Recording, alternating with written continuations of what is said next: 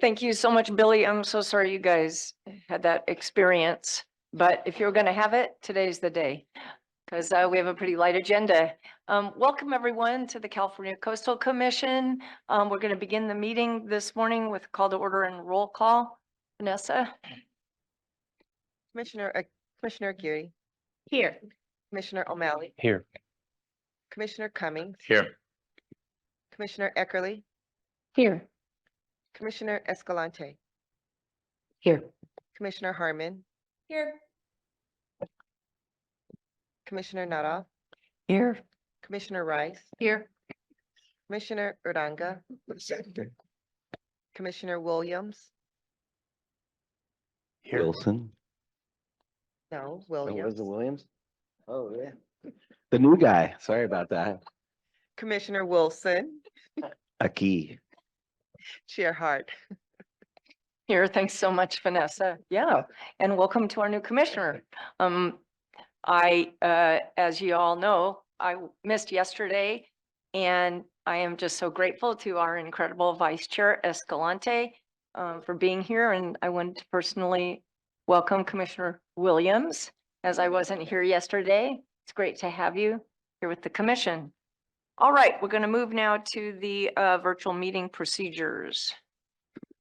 All right. Good morning. This Coastal Commission meeting is occurring both in person and through Zoom. This meeting is also being webcast and can be viewed online at cal-span.org. If you have access to the internet and wish to watch or listen to the meeting only and not speak on an item, we recommend use the CalSpan website.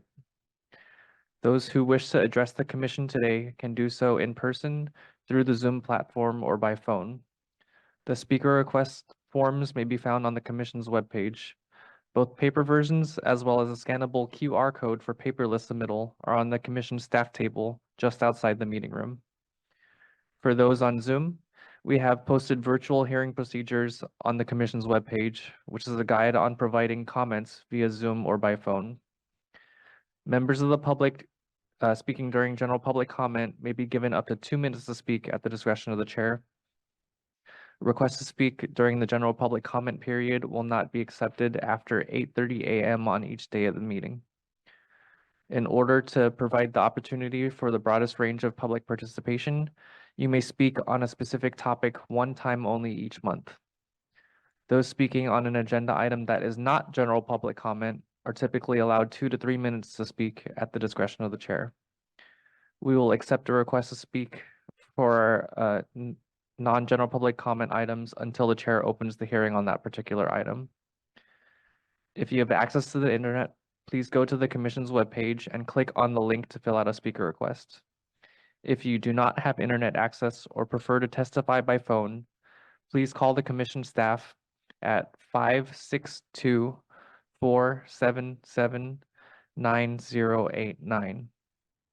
Again, that number is 562-477-9089. Staff will provide you with a telephone call-in number and instructions for how to participate and provide testimony by phone. We will manage speakers coming in and out of the meeting through a meeting organizer. When it is your time to address the commission, the organizer will invite you to turn on your camera or turn on your video and microphone, or provide instructions on how to unmute the phone. Madam Chair, that concludes the virtual hearing procedures. Thanks so much, Chris. All right, now we'll move to agenda changes. Would that be you, Mr. Schrein? Yes, it is. Good morning, Chair Hart, and Morning. to the commissioners, and to everybody in attendance today. For the agenda changes, the list that we published earlier this week, in addition to those items, I'll be adding 2 more this morning, but let me go through those. Starting with item 9B, this is permit application 921-339 from San Diego Gas and Electric Company. That's moved to consent. This morning, adding item 12A, that's the appeal, A5 LGB 2347, the Laguna Royale matter, that's postponed. Item 13A, that's permit application 522-933. The Harris application is moved to consent. Item 13B. This is permit application 523-345 from the Newport Mesa Unified School District. That's postponed. Item 13C. It's permit application 523-409 from the Huntington Beach Wetlands Conservancy. That's moved to consent. Item 13D. It's permit application 523-482, City of Seal Beach. That's postponed. Item 15A, City of Carlsbad's LCP amendment on their ADU update. Time extension only is moved to consent. Item 15B, the City of Carlsbad's LCP amendment on alternative and temporary housing. That's again a time extension only. That's moved to consent. Item 15C, City of Carlsbad's citywide objective design standards LCP amendment, time extension only. That's moved to consent. Item 15D, City of Carlsbad's LCP amendment on their village and barrio area objective design standards. Again, the time extension only. That's moved to consent. Item 15E, City of San Diego's LCP amendment on their Midway Pacific Highway height limit. That's moved to consent. Item 15F, City of San Diego's amendment on their housing action package is postponed. Item 15G, the companion item on their ADU component is postponed. Item 15H, City of San Diego's LCP amendment for their Bellamar rezone, time extension only, is moved to consent. And then last this morning, adding item 17A, that's permit amendment 622-959A1. This is California State Parks and Lowe's Coronado Bay Resort matter in Coronado. That is moved to consent. And that concludes the agenda changes this morning. Okay, great. Thank you very much. I'll now open the hearing for a general public comment. This is on items that are not on the calendar. And speakers will have up to 2 minutes. I'd like to start, Chris, please, with people that are here in person, and then we'll move to Zoom. All right, sounds good. And maybe you could let us know how many people you have. Madam Chair, we have 9 speakers signed up to speak for general public comment. I'll go over our procedures really quickly. For members of the public, I will be announcing the names of the upcoming speakers and invite you to speak when it is your turn. Each speaker will be allowed 2 minutes during general public comment. In order to allow for live video testimony on Zoom, we will be bringing in you as panelists. As we bring you in, your Zoom will reload. This may take a moment. To speed up this process, we will bring several people in at a time, but please remain muted and keep your video off until we ask you to speak. After your time is up, you'll be moved back to attendee mode. Several helpful tips. There's a raise your hand function that will help us find you in the attendee list. If you're using a phone for audio, you can raise your hand by dialing *9. If you are participating by Zoom, you should see a button on your Zoom screen. If you have signed up to speak for this item and are able to do so, please raise your hand now. When it is your time to speak, we will invite you to unmute and turn on your camera. You can unmute yourself on a phone by dialing *6. So first up, in-person speakers, we have Lucas Lux, followed by Parker Day. So Lucas Lux. And sorry, I had a presentation. If you're able to pull that up, please. Morning. Morning. Thank you for your time.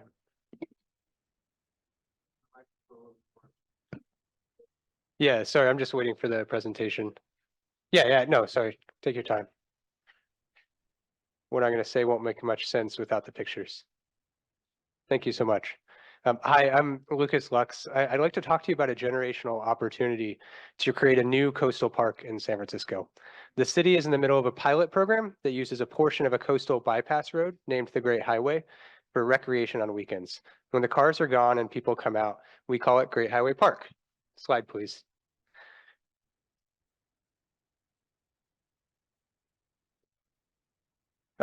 Great Highway Park makes our urban coast accessible to more types of people and more types of activities. I'd like to introduce you to a few of those people. Slide. People like Kim. Oh. People like Kim, who can't access the beach itself because she uses a mobility device. Slide. And you'll see Brooks and April. Thanks to Great Highway Park, Brooks can enjoy the ocean while riding his adaptive bicycle, and April can listen to the waves while pushing her daughter in a stroller. Slide. And the countless kids who are learning to ride a bike with an ocean view. Slide. They're not alone. Over 3 million visits have been logged since this experiment began. Slide. The space has become something more than just a place to recreate. It's a place for community. Slide. A place to enjoy music together. Slide. To practice adaptive yoga or Tai Chi together. Slide. A place to meet Santa. Don't tell her it's just my father-in-law. Slide. And a place to trick or treat. Slide. With a lot of friends. Slide. And the most beautiful place in the world. Slide. So what's next? Slide. We're working with the community on a vision for a permanent park that our kids will be proud of and that will stand the test of time and climate change. Slide. We don't know what the park will look like yet, but we know a few of the people it will be for. Slide. I hope you'll visit us soon. Thank you. And thank you to the Coastal Commission staff as well, who have taken their time to work with us to understand what needs to happen to make this vision come true. We hope to be back soon. Thank you. Parker Day, followed by our Zoom speakers, starting with Walter Lamb, Pamela Storton, and then Jean-Louis Kokoro. Okay, Parker Day. Okay. Good morning, commissioners. My name is Parker Day. I'm a resident of San Francisco and a volunteer with Friends of Great Highway Park. I wanted to come here today via train to express how important the Great Highway Park pilot is to me and thousands of other Californians who visit the pop-up park each week on San Francisco's coastline. Every Friday, the city simply closes a gate and the roadway along Ocean Beach is transformed into a 2-mile promenade. It's amazing how such a simple act can spur an immediate transformation and how it instantly brings people closer to the coast in our urban environment. It's accessible. As we all agree, the coast is for all Californians, no matter how they get there. In line with that, the Great Highway Park does not remove a single parking space. The promenade is directly served by 5 different transit routes, and it's part of San Francisco's new low-stress cross-city bike route, making it safe and easy to get there for all cyclists, whether they're 8 years old or 80 years old. It's resilient. Imagine if we did more than just close the gate. A little over a decade ago, San Francisco adopted the Ocean Beach Master Plan, which recommended reallocating roadway space to restore the health of the dunes and to adapt with sea level rise. We see the weekend park promenade as a first step in achieving that goal. Coastal resilience is one of many opportunities we have as we rethink the best use of our urban coastline. I hope you'll all come visit soon and experience the pilot and to think about the possibilities this unique opportunity affords us. Thank you for your time.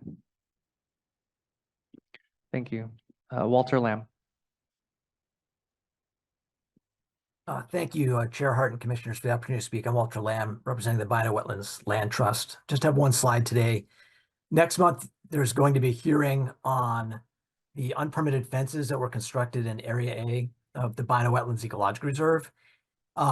It's been kind of a long saga, unfortunately. And the most recent information, though, that we have is this on the slide. The Department of Fish and Wildlife acknowledging that they constructed the fence through an area that was at the time delineated as commission wetland. And then after they constructed the fence, then they went to determine site conditions. And that's obviously backwards. And we're very concerned. It's very important to us that the commission not normalize this behavior. Doesn't matter if it's a private company that did this or a state agency. It's actually worse if it's a state agency because they presumably would know better. when you're going to construct something like a fence that has 35, 2-foot concrete footings, you do the analysis first, then you go and get the permit, and then you construct the project. So it's imperative to us that the commission make clear in next month's hearing that that's the proper order of things. And again, not normalize this sort of backwards after the fact approach. This ties in actually to speaker you heard from yesterday, David Kay, who inexplicably was arguing against trying to promote native vegetation within the ecological reserve by removing invasive vegetation. I think you heard from him. There's a lot of misleading statements, but that's a common practice up and down the coast, right? Is to do this kind of hand restoration. He was trying to make it sound like some sort of irrational thing. But I think really the takeaway here is there's a concern by project proponents that any effort to improve the health of the ecological reserve-wide, such as in Area A, is going to undermine their argument for the big dollar project. We'll talk more about that. I'm out of time this morning, but thank you for your time. Thank you. Next is Pamela Storton. John Luis Kokoro, we actually see that you're signed up just as available for questions for a later DDR, so we'll come to that later. Following Pamela Storton will be Casey Van de Heuvel and then John Dow. Pamela Storton. Hi there. Can you hear me? Yes, we can hear you. Oh, hi. Pamela Storton here. I live in Grover Beach, California, and I'm calling on behalf of Oceano and Grover Beach, California, 2 DAC communities that have been left out of the process for Central Coast Blue. Both communities are carrying 50% each of the infrastructure, and SB 1000 has not been adhered to at all. The Spanish-speaking communities have not been directly reached out to, and the lead agency is Pismo Beach. This project favors the more affluent communities and potentially damages the less affluent communities of Oceano and Grover Beach. During the course of the 9 years that this project has been planned, there have been less than 7 meetings in the community of Oceano with no collaboration, engagement, alignment, or with the diverse community. We think that should change, and we're hoping that you slow this project down so we can take some time and follow the guidelines of SB 1000 and get the community involved. Thank you for all you do, and thank you for your time. Thank you. Next, Casey Van den Heuvel, John Dow, and then Gary Walsh. Casey, we seem to be having trouble promoting you as a panelist, so I'm allowing you to speak as an attendee. Please unmute yourself and begin.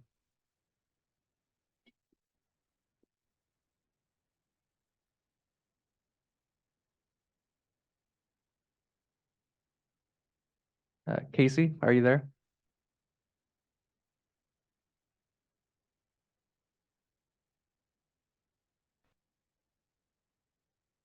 Okay, I'm not seeing any movement from Casey. So we'll move on. We'll move on to John Dow, followed by Gary Walsh, and then Raymond Heimstra, and then we'll come back to Casey. John Dow. Hello, commissioners. Can you hear me? Yes, we can hear you. Okay. I'm John Dow with Save Our Beaches San Clemente. I'm speaking today regarding OCTA's Rail Protection Plan presented at their board meeting earlier this week. I provided copies of the plan and an illuminating OC Register article about it. OCTA's plan calls for an all-out riprap assault that would devastate San Clemente's beaches. What's glaringly missing from this plan is sand and common sense. For over a century, sand has protected the railroad, yet OCTA continues to use riprap despite sand being the lower cost, more effective, and environmentally friendly alternative. Furthermore, the projected cost of this riprap intensive plan is $200 million. For those dollars, 5 to 10 million cubic yards of sand could be delivered to create a wide sandy beach for San Clemente's entire coastline. Now, I don't know if their unwillingness to embrace sand replenishment is born of malintent, ignorance, or bureaucratic sclerosis, but the depths of their ills were on full display when their program manager stated on Monday, quote, "Riprap exacerbating erosion is one school of thought and not necessarily the opinion of OCTA's team." He continued, We are reserving judgment. I think what we want to do is have enough information before we can make a judgment on whether riprap causes beach erosion. We want to take a deeper dive into that. This preposterous statement denies decades of established science and is counter to what I believe is the firm position of this commission. From the Griggs study in 1991 to UCI's Dr. Brett Sanders, who spoke at OCTA's board meeting last Monday, scientists have concluded that revetments exacerbate erosion through scouring and coastal flow interruption. OCTA's actions have created a beach-destroying doom loop where their boulders create more beach erosion, which necessitates more boulders. 30% of San Clemente's sandy coastline is now covered with boulders, and with the implementation of this plan, 70% of San Clemente's coast, including our state beach, could soon be covered with riprap. Commissioners, today I make this plea. Deny OCTA any permit involving the placement of additional riprap on San Clemente's beaches. Thank you. Thank you. Next, Gary Walsh.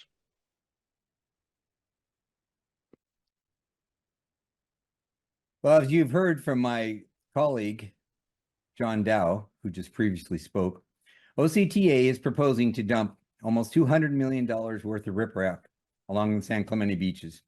That's an inconceivable amount of riprap. I will remind you that multiple studies have concluded that riprap exacerbates sand erosion. Allowed to carry out their proposal, OCTA will effectively destroy these beaches. OCTA's published position is that they don't believe it's true. That's like tobacco company claiming they don't believe cigarettes cause health issues. It is blatantly false. The science has been proven.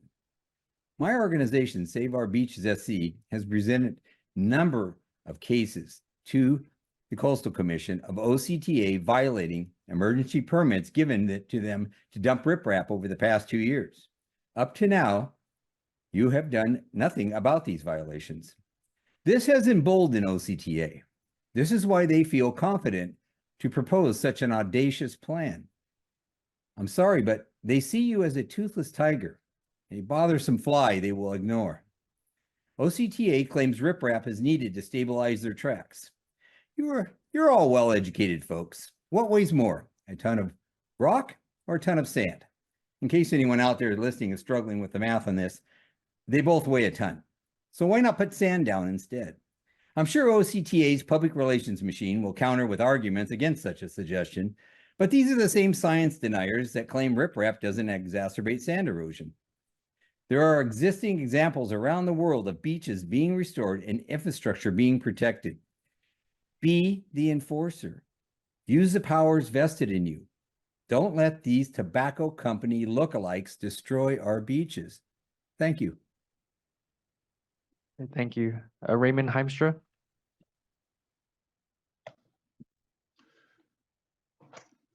Good morning, Commissioners. My name is Ray Heimstra, and I'm the Associate Director at Orange County Coastkeeper.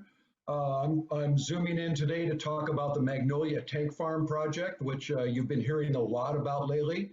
Just a reminder that this project is in a flood zone subject to sea level rise on an earthquake fault next to a toxic waste dump. And today I want to emphasize the danger and the issue with this Ascon toxic waste dump that is immediately adjacent to the property. The California Department of Toxic Substances Control released their draft sea level rise analysis guidance last year. And the comments, Coastkeeper submitted comments in October of last year. I checked back in with the department last month, and they are in the process of finalizing their sea level rise analysis guidance. And one of the things that it's going to require is that any site that is within 6 feet of groundwater needs to have this analysis done. The Ascon toxic waste dump is at one area is only about a foot away from groundwater. So we have a very serious problem, especially in regards to sea level rise and rising groundwater, and the potential mobilization of toxins from the Ascon toxic waste dump and how this would impact the Magnolia Tank Farm project. You know, there's a lot of talk about very focused in on the site, you know, the development site itself, but there seems to be an irrational desire to ignore the reality around them. The toxic waste dump, the surrounding neighborhood, the constant flooding that I highlighted last month. And so I just want to remind you that this is far from a, dream project that's going to provide all kinds of benefits. This is actually a very dangerous project and is in the sea level rise policy. Thank you.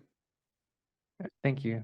And we've actually been able to move Casey in as a panelist. So Casey Vanden Heuvel, you may begin.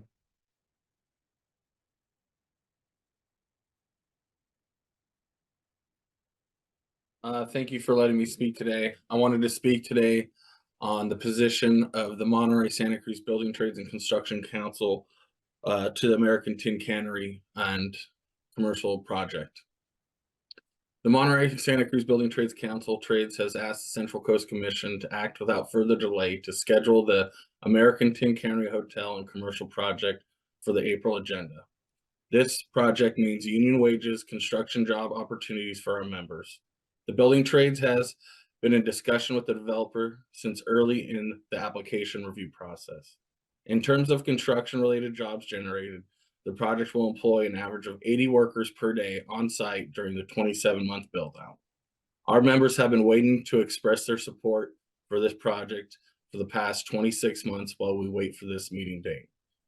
Working union members building the future of our communities, and union wages make an important contribution to the economic vitality of our local underserved communities. Delaying this project means delaying of wages and jobs for apprentices and the local hire. Please move the American Tin Cannery and Commercial Project forward and schedule review for the April meeting.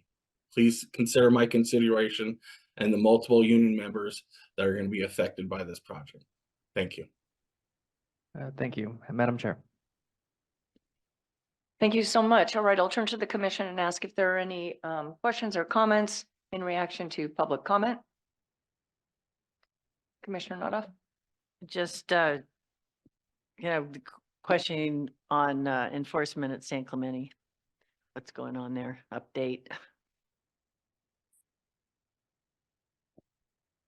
Carl, can you give an update on where we are with OCTA and San Clemente? Sure. So there are quite a number of things going on. At the moment, I've mentioned before that we have the application pending. That's the follow-up to the emergency permits for the stabilizations down at in the vicinity of the Cypress Shores community. That application is still pending. We're working our way through that. And that application does include some of the after the fact boulder placements that have occurred. So it's both a follow-up to the emergency permit as well as some rock placements that occurred after those actions. And we're still working with OCTA and internally on our public access impact approach there. So that is taking a bit of time, but I think we're trying to target a hearing for that application later this year.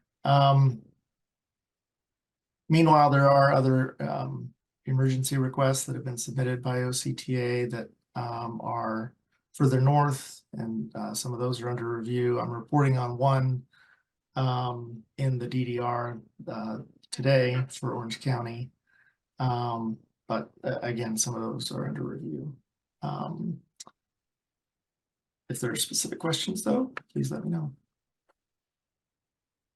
Commissioner Nada, anything further on that? Well, just, it sounds like from the public comment that, they're continuing to add insult to injury. And so if we could act expeditiously to at least stop it getting worse, that would be good. Okay, thank you. Commissioner Wilson. Yes, through the chair. There's a question for Dr. Huckleberry. I was just, we had some comments about San Francisco Park or whatever that is. And I was just wondering, Is that something that is in process that you expect will be coming to this commission? And if so, can you kind of give an outline in terms of just where it's at in the pipeline? Thanks. Yeah, I was just discussing that with the two commenters. And I know that they've met with our Central Coast staff, with Dan and Stephanie about the process. And I do believe that's going to require an LCP amendment. And so we've sort of been talking about that process and what that would look like. It would likely be a CDP from the city of San Francisco, would be the actual project. But it would be appealable to us probably, but it would first start with an LCP amendment. But, you know, I think it's something, it looks like a pretty cool project and we're interested to find out more details. And so we'll be working with the project proponents and the city on that process. Okay, thanks. That's just all I needed. Thanks. I'll have a couple comments on that and when I speak. But before that, I'd like to turn to Commissioner Aguirre and then Commissioner Cummings. Thank you so much. Just in general, I want to thank the speakers for sharing with us the Great Highway Park project. Very much looking forward to the details on that. But I think in general, as we adapt to sea level rise and we implement nature-based solutions and we merge and harmonize, you know, making our coast more walkable, bikeable, pedestrian friendly and safe for all to enjoy, I think it's great. Top of mind, I'm thinking of the Oceanside project, right? And in Imperial Beach, we have the Bayshore to Bikeway project, which we're seeking to do both sea level rise adaptation and bike path enhancement. So just want to thank you for sharing those wonderful photos. It was very well done. Thank you. Thank you, Commissioner Cummings. Thank you, Chair. I wanted to follow up on some of the comments that were made regarding the Magnolia Tank Farm project.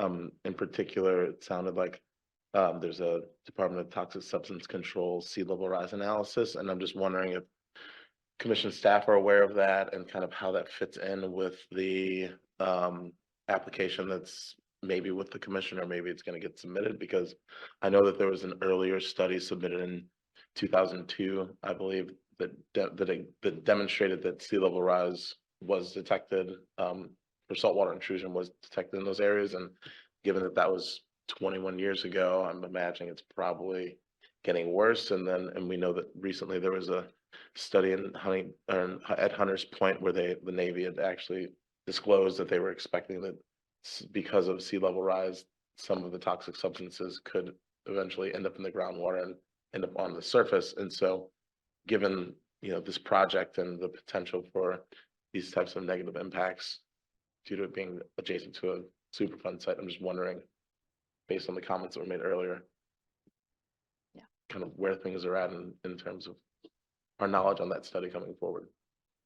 So this is an issue we're sort of actively doing research and looking into. We're seeking to meet with DTSC to talk about the site itself and any studies they have. So like, I'm not personally aware of that study, but I'm not sure, Carl, if our staff is or not, but it's again, sort of under active research right now, but I appreciate the commenters for raising it because, you know, the more information, the better, as always. So we'll definitely be taking that and making sure we put that into our discussions with DTSC. Great, thank you. Thank you. Any other commissioners? All right, seeing none, I just want to join with my fellow commissioners on the comments that they've made and express the same concerns. With regard to San Clemente, I noticed that at the earlier hearing, and we received a couple public comments on this, the earlier hearing that they had locally when OCTA presented their plan for, I guess it's a $200 million revetment boulder type approach. And I think all of us, and I could speak for myself, remain extremely concerned about the disappearing Orange County beaches. If this continues, everything that Orange County represents and everything that people value and have moved there and visit there will be disappearing.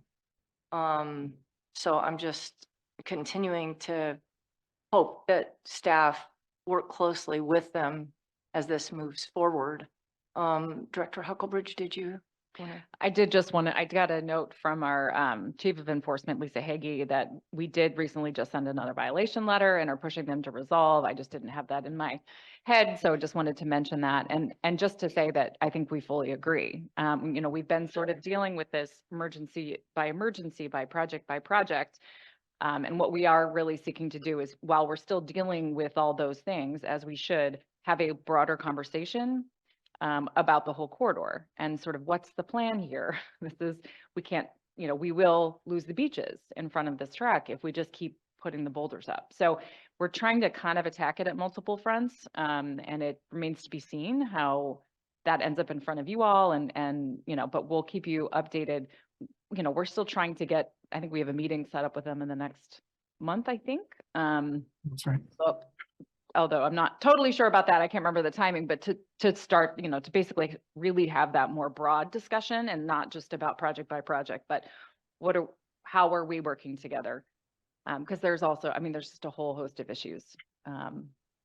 So. Yeah, thank you and for I the saw, comment.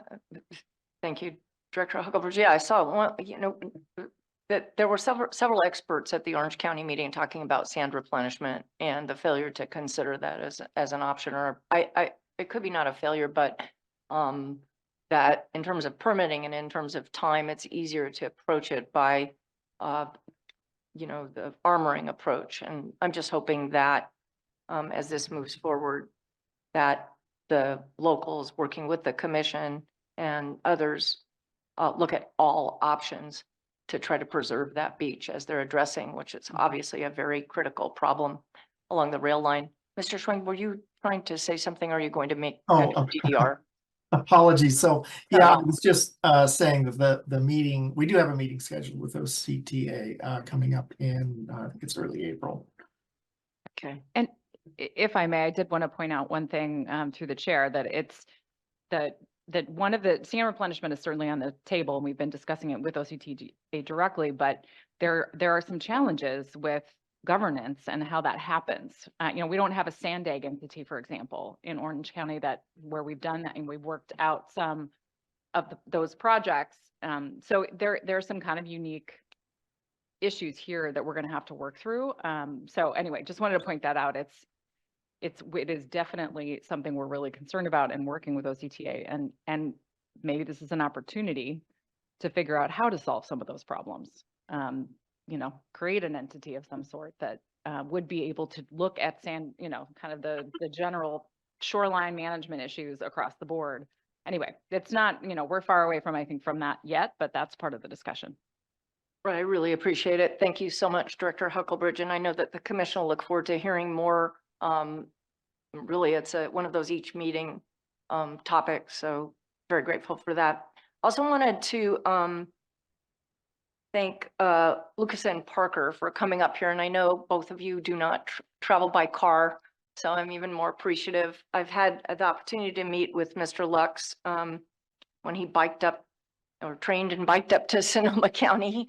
So it was great. And it's just such an exciting opportunity. And I want to say, you know, at the previous meeting, we did take a position on SB 951, which proposes to remove the Coastal Commission oversight over the area that you're talking about. And I think this is an example of how critically important the collaboration is between the commission, between the local community and activists and people that want to see transformative change that could be so positive. And along with us working with the city and county, which we have been on the topics that are raised in SB 951.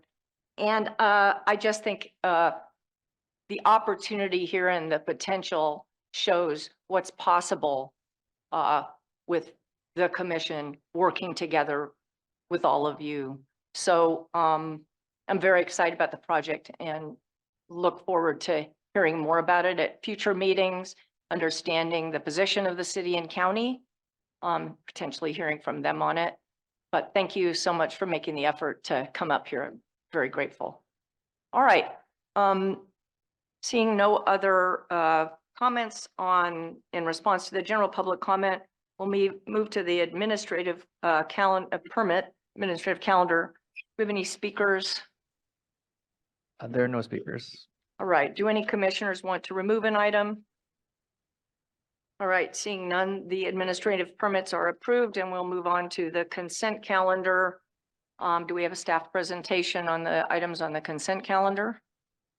Thank you, Chair Hart. So item 6 is the consent calendar for all units and districts on the agenda today. There's 2 items each from Orange County and San Diego County. The conditions are acceptable to the applicants. There isn't any known opposition on these items. So staff's recommending these items be approved on consent. Okay, thank you. Are there any ex parte on, does anyone have an ex parte on any items on the consent calendar? All right, seeing none. Does anyone want to remove an item? All right, I'll entertain a motion to approve the consent calendar. I understand that all motions need to be, we need to take a roll call vote on each, given Commissioner Harmon's. I'll On move Zoom. consent. I'll second. All right, we have a motion second. Roll call, please.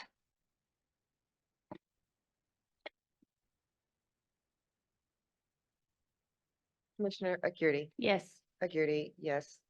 Commissioner O'Malley. Yes. O'Malley, yes. Commissioner Cummings. Aye. Cummings, yes. Commissioner Escalante. Yes. Escalante, yes. Commissioner Harmon. Yes. Harmon, yes. Commissioner Nada. Aye. Nada, yes. Commissioner Rice. Yes. Rice, yes. Commissioner Uranga. Aye. Uranga, yes. Commissioner Wilson. Yes. Wilson, yes. Chair Hart. Yes. Hart, yes. The vote is unanimous. Okay, thank you. All right, now we'll move on to the consent calendar items removed from the regular calendar. And will you have any presentations, Mr. Schwing, on any of these? Yes.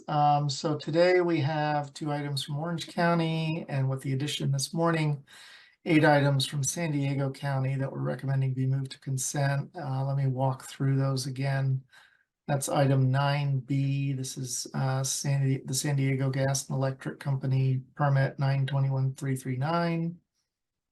Item 13A. This is the Harris application 522-933. Item 13C, it's the Huntington Beach Wetlands Conservancy project application number 523-409. Then we have 4 LCP time extensions from the city of Carlsbad. That's items 15A, 15B, 15C, and 15D. Those are all time extensions only. Item 15E, this is the City of San Diego's LCP amendment on the Midway Pacific Highway height limit. Item 15H, City of San Diego's amendment on the Bellamar rezone, again, just an LCP time extension. And then last, we've got item 17A, permit amendment number 622-959A1. That's the Lowe's Coronado Bay Resort and California State Parks application.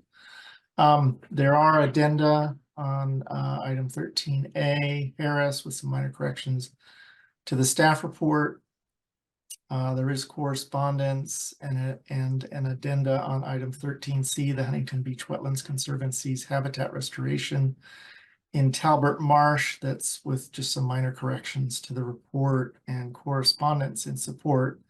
I also want to note that that applicant has requested a fee waiver and that staff is in support of and find it consistent with Coastal Act Section 30620C3, which allows nonprofit organizations to seek such waivers when proposing a habitat restoration project like this one. So approval on consent would both authorize the project and the fee waiver. Then last on item 17A, State Parks and Lowe's for their beach chair and umbrella concession. At Silver Strand State Beach, there is correspondence from Surfrider Foundation that's in support of the staff recommended conditions on the project. And we also have a report addendum to answer some questions that were raised by Surfrider, but it's our understanding they are not in opposition. So staff recommends these items get moved to the consent calendar and approved per the staff recommendations.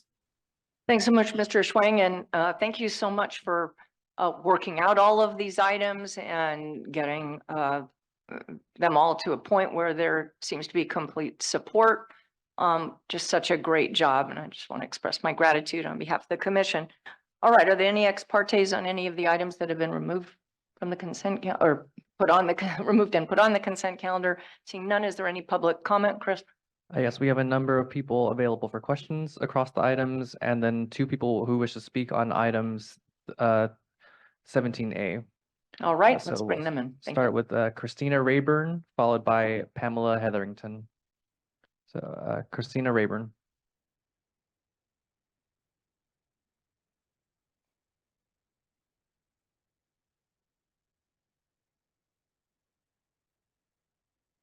Christina, you're in as a panelist. You're able to unmute yourself.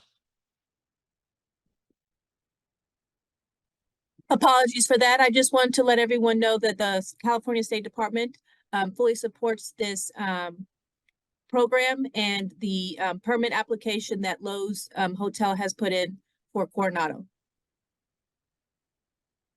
That'll be all. Thank you. And Pamela Hetherington.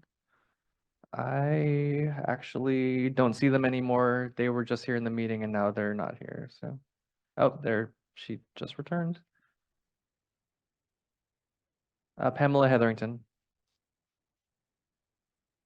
Thank you very much. Good morning, commissioners. On item 17A, because we deal a lot with public access issues in San Diego, from Princess Street to Campland on Mission Bay to Paradise Point, and now we're being asked to allow an entity to put blockage in public access areas. And I know that maybe there's some good about this, and I'm not going to complain about that, but I also want to be mindful of the fact that when we do impinge on public access spaces, somebody has to be responsible. And I know that the commission staff has built in things that would allude to that, but we just want to make sure that 10 years down the road that there's not a public access issue.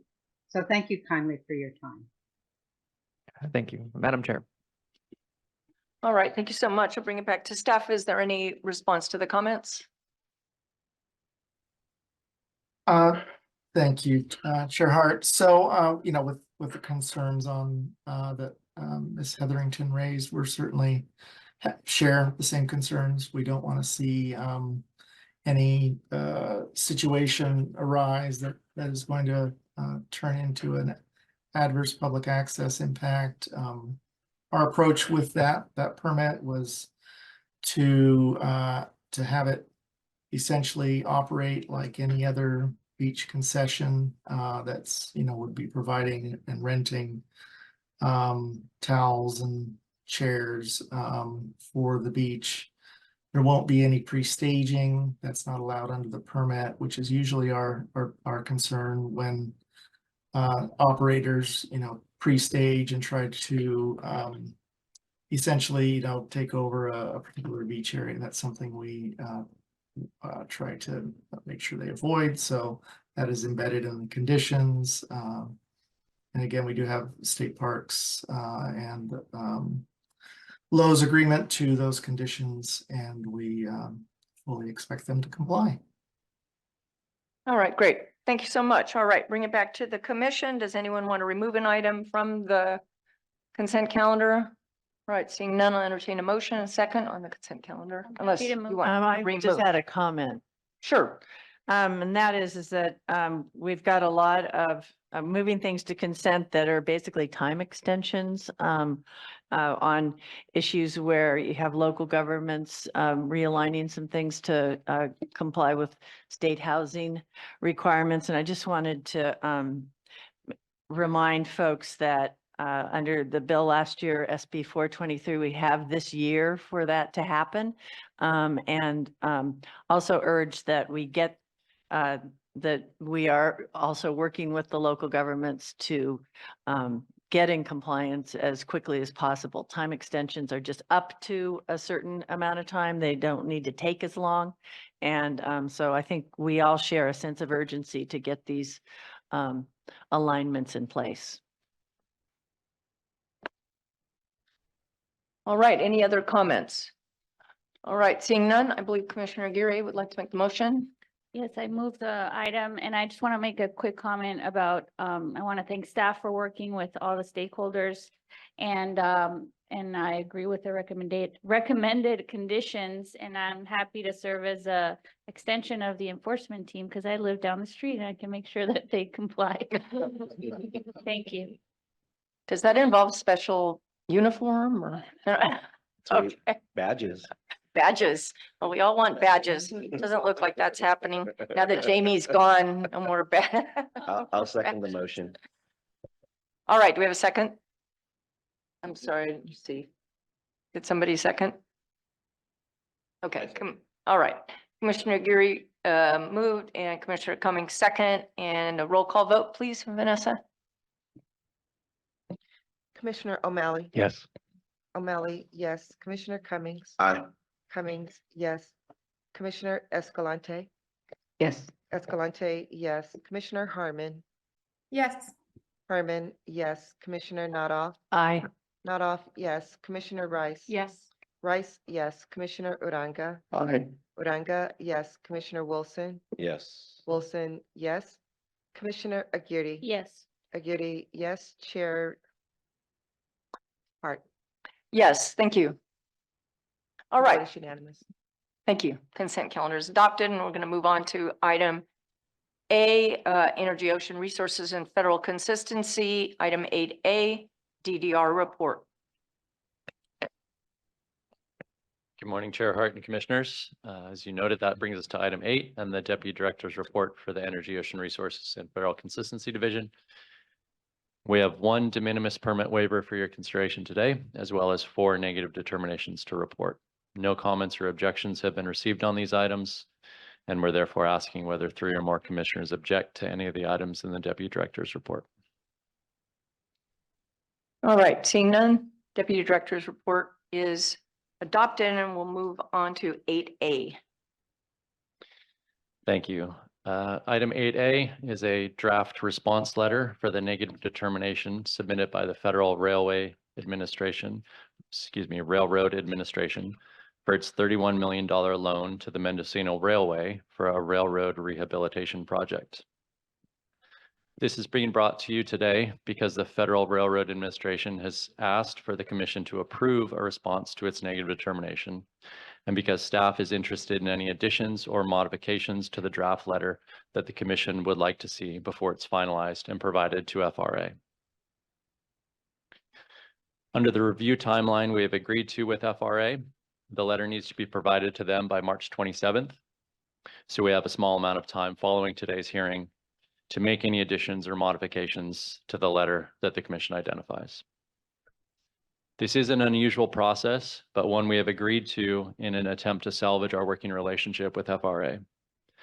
This relationship was recently strained when FRA relied on a misunderstanding of our position about the entire project's coastal effects and decided to disregard a commitment they had made 2 years ago to submit a consistency determination for the project. As a result of this misunderstanding, FRA's Build America Bureau approved the loan without any notification to us or federal consistency review, thinking that its alleged no coastal effects determination excused it from submitting a negative determination for federal consistency review. Although the loan has been approved, the agreement we recently reached with FRA allows federal consistency review to proceed now, starting with this negative determination, and includes FRA withholding all loan disbursements until it's complete. In addition, FRA has notified Mendocino Railway that project construction activities approved by FRA and funded by the loan may not commence until FRA is given notice to proceed. We're also bringing this negative determination before you today because it involves a project of significant public interest that has to date had limited opportunity for open discussion and consideration in a public forum. It's our practice to receive and consider public comment for such projects as part of the process of developing a response letter to a negative determination. Excuse me. As a practical matter, though, we rarely receive negative determinations for these types of projects. They typically come before you as consistency determinations instead. Next slide, please. Because of this, I wanted to provide a brief explanation of the negative determination review process. As established through the federal consistency regulations, a negative determination is a federal agency's determination that a proposed activity will have no coastal effects. The proposed federal activity in this case is the issuance of a $31 million loan to Mendocino Railway so that it may carry out its railroad rehabilitation project. The Commission's review is therefore narrowly focused on FRA's determination of no coastal effects. This is quite a bit different from the Commission's typical review process, which focuses on a project's consistency with the relevant Coastal Act policies and whether or not the project should be authorized by the Commission. In this case, the Commission is not being asked to consider the merits of the project, its consistency with the Coastal Act, or if it should proceed. It's simply considering if it would have coastal effects and therefore warrants additional review.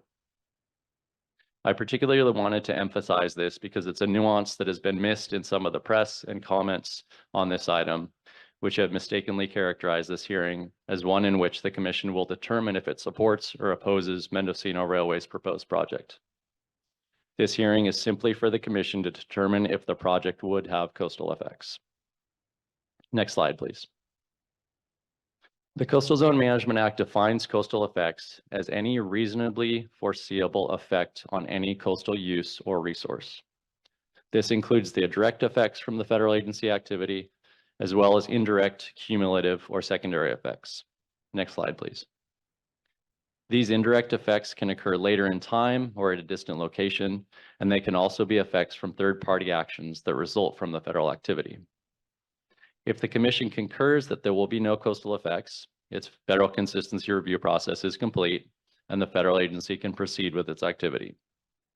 Next slide, please.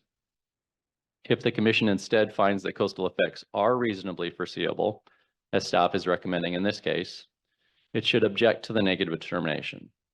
If the Commission objects to the negative determination, FRA is required to consider submitting a consistency determination or otherwise attempt to resolve the disagreement. If the disagreement persists, the Commission or FRA may seek mediation from the Secretary of Commerce or NOAA's Office for Coastal Management. Next slide, please. With that background, I want to now provide a brief description of the proposed project that FRA's loan would fund and the reasonably foreseeable coastal effects it would result in. The project is focused on reestablishing Mendocino Railway's approximately 40-mile-long rail connection between the cities of Fort Bragg and Willits. This connection was lost in 2015 with the collapse of a railroad tunnel along the line a few miles inland of Fort Bragg. While use of the line has continued, mainly through short excursion trains at either end of the line, Mendocino Railway wants to reestablish through service on the line. Next slide, please. This would involve extensive construction activities, including clearing, shoring up, and repairing the collapsed tunnel, repairing an estimated 27 rail bridges over Pudding Creek and Noyo River, replacing roughly 32,000 treated wood railroad ties, constructing 4 railroad sidings, and installing 40 miles of power lines, overhead electrical lines, power poles, overhead electrical lines, maintenance walkways, fencing, and security cameras. Next slide, please. A wide variety of coastal effects would result from the proposed work. These effects would include the degradation of water quality and loss of biological productivity within coastal waters, streams, and estuaries.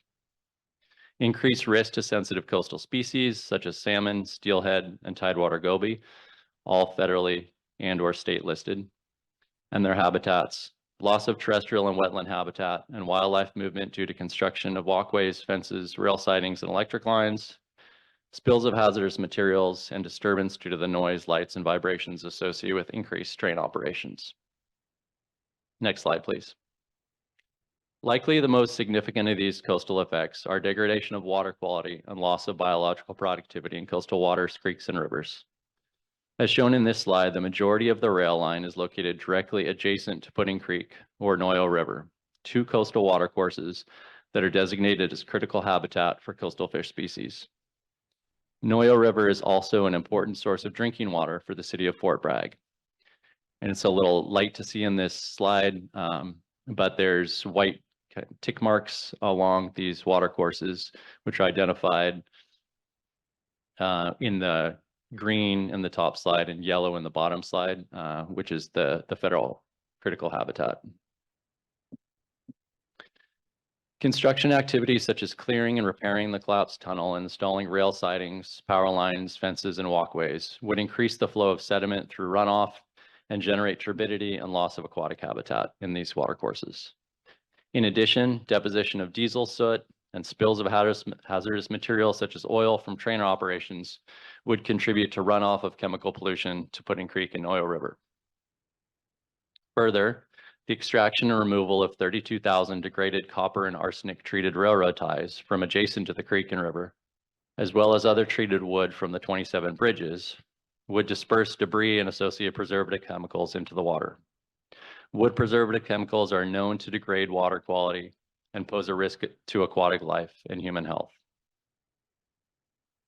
The replacement of the railroad ties would also have coastal effects, adding a significant source of preservative chemicals to the areas adjacent to Pudding Creek and Oil River, allowing for additional leaching, runoff, and waterborne pollution.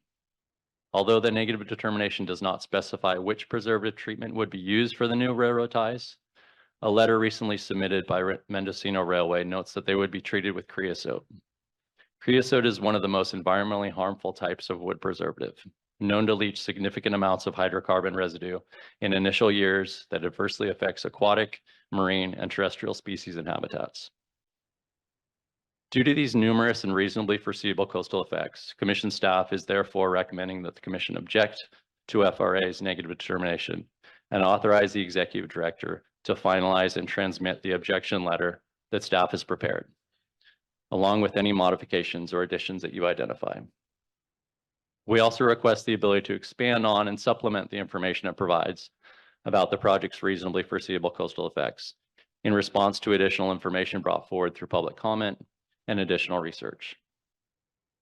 I also want to note that staff prepared and recently posted to the agenda an addendum for this item that includes additional analysis prepared by the Commission's water quality specialist, Dr. Vanessa Metz. We also prepared a correspondence packet that includes letters and emails provided through close of business on Monday. We're aware that additional correspondence has been submitted subsequent to that posting and the close of the written comment period, including several hundred form emails written in support of Mendocino Railway that were generated in response to its action alert and call for support. Given the late submittal of this correspondence, however, we have not been able to compile and post it to our online agenda. That concludes my comments. Thank you, Mr. Tufel. All right, let me turn to the commission, ask if there are any ex partes on this.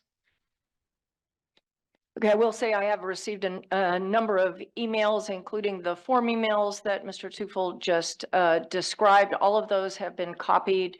Either staff was copied or I have provided them to staff. I've had no in-person ex partes or other ex partes other than the emails that I've received that I've just identified.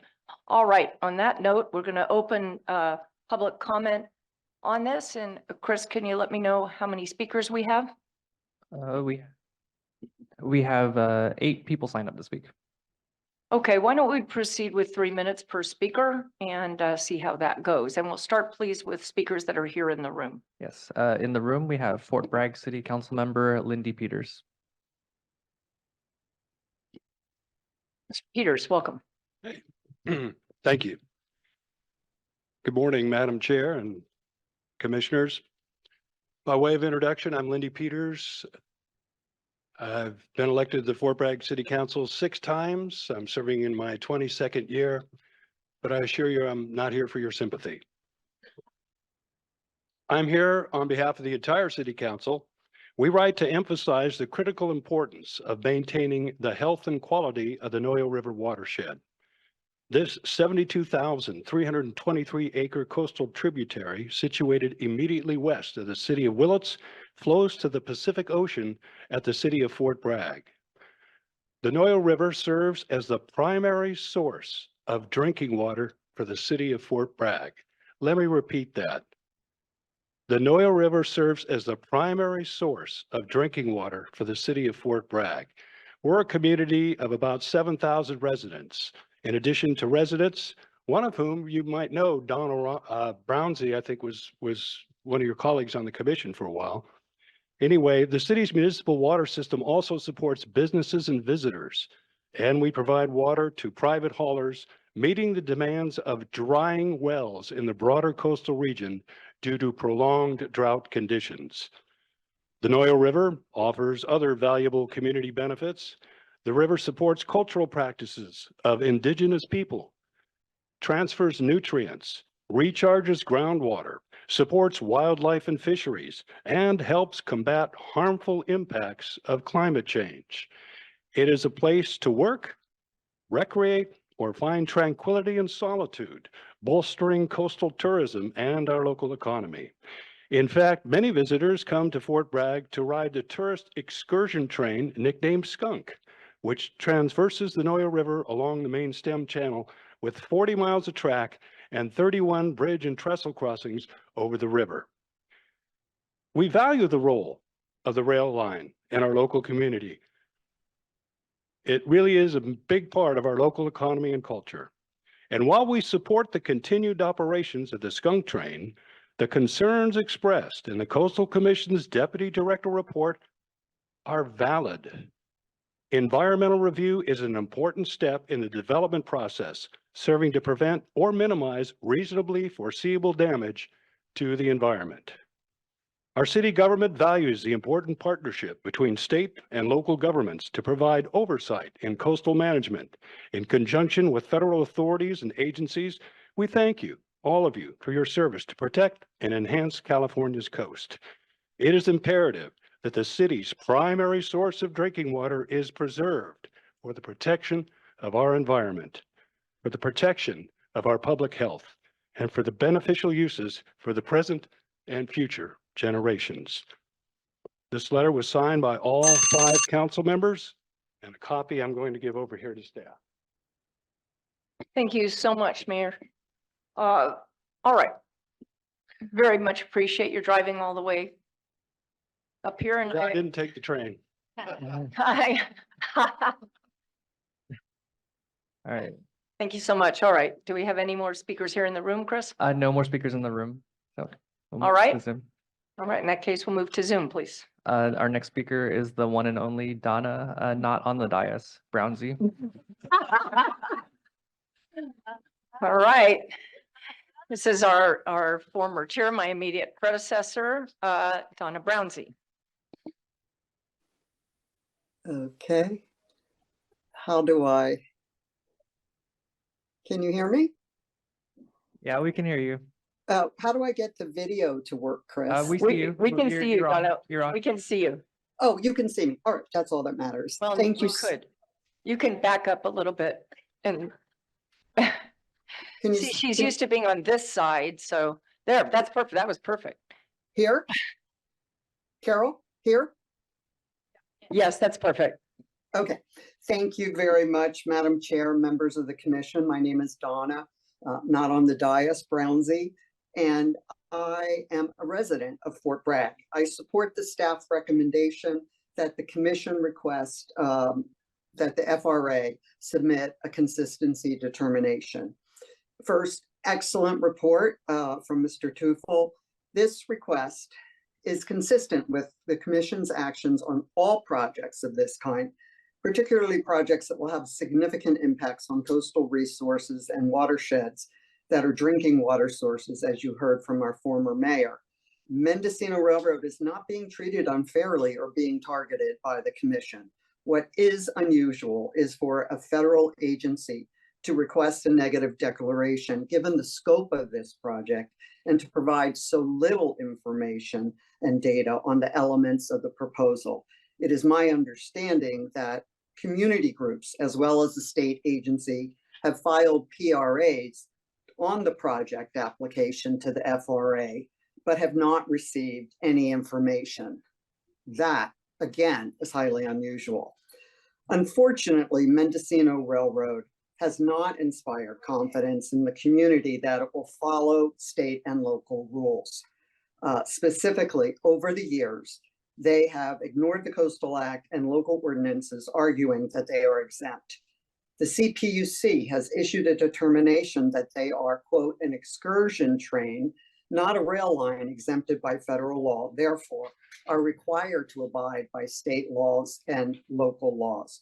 Regardless, the railroad has promoted the fiction that they are a passenger and freight train, even though the status is a physical and legal impossibility, given the blocked and segmented track for over a decade. But the core concern is that the state, through the commission, must have the data to determine whether or not the plans of the railroad has significant coastal effects on the resources, the drinking water of the city, the ecosystems and endangered species in their project area. Mendocino Railroad and the FRA are not being asked to go beyond what is required by law, but simply to provide specific data on this project that assures their compliance with the CZMA through a transparent public process that a consistency determination will provide. For these reasons, and many more that you will hear from other members of the community of Fort Bragg, I respectfully request that you support the staff recommendation. Thank you so very much. Thank you so much, and you'll always be Chair Brownsy, as far as I'm concerned. Thank you very much. All right, next speaker, please. Thank you. Next is Peter McNamee, followed by David Schonbrun, and then Joe Bradley. Peter McNamee. Thank you for giving me this opportunity to speak to the commission today. I'm a resident of Fort Bragg. My roots in this community go back some 6 decades. I'm here today to express my support for the draft objection letter of negative determination. The finding the U.S. Department of Transportation used in approving this loan is dangerously wrong. Sadly, in making its determination, the Department of Transportation failed to make any significant effort to solicit the input of local residents here in Fort Bragg. If they had, they would have heard overwhelming opposition from Fort Bragg residents.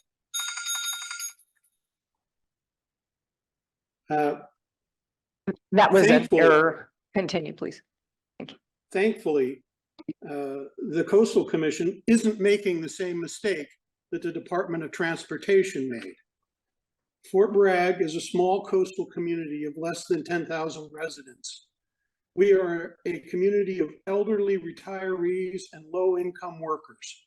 More than 1 in 4 of us rely on some form of public assistance, and about 1 in 3 are of Hispanic origin.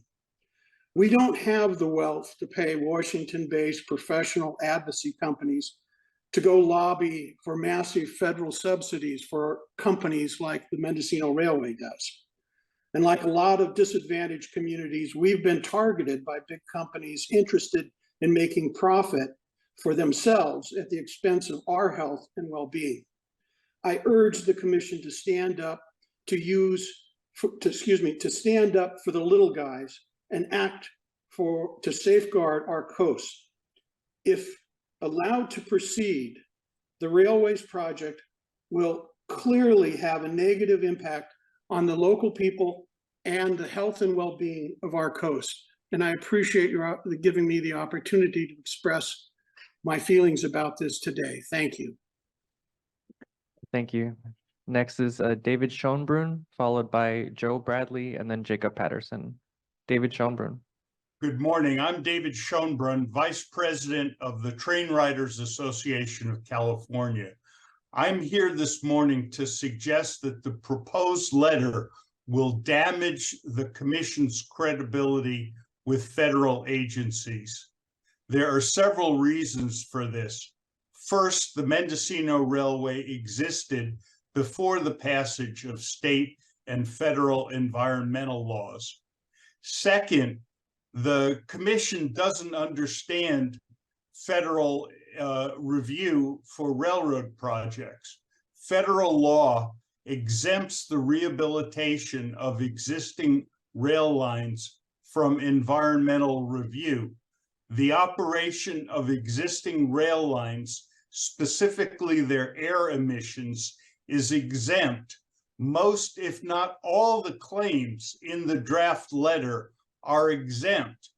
In addition, I've been involved in federal exemption lawsuits. States are preempted from asserting these effects.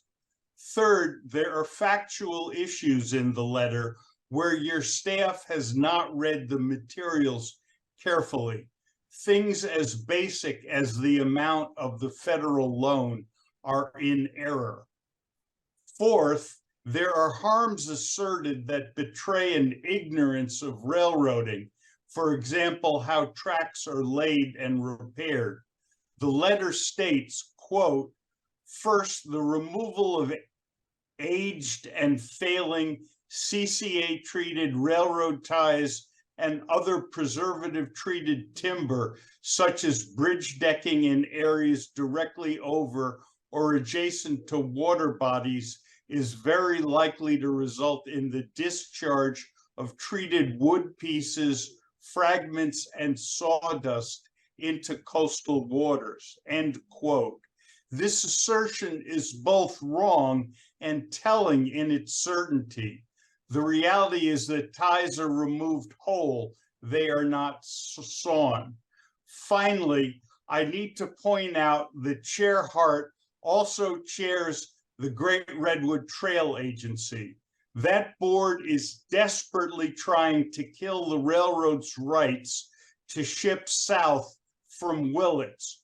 Commissioners, do you really want the commission to carry water for an agency with anti-environmental policy? Freight rail is the environmentally superior way to ship goods.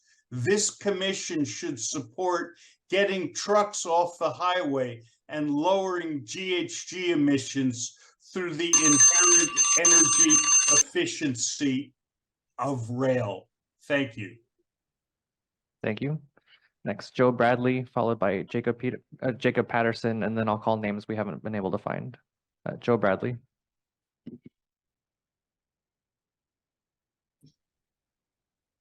Sorry, I didn't realize I had my own control.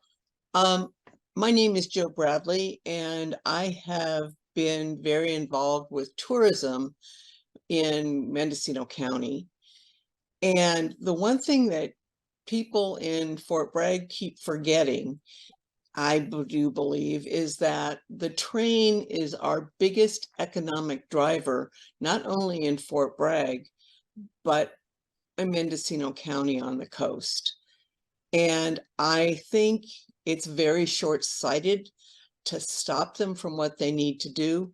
But I do really think it is time for the city of Fort Bragg to sit down at the table with the railway and work out a way of working together. So far, that hasn't happened.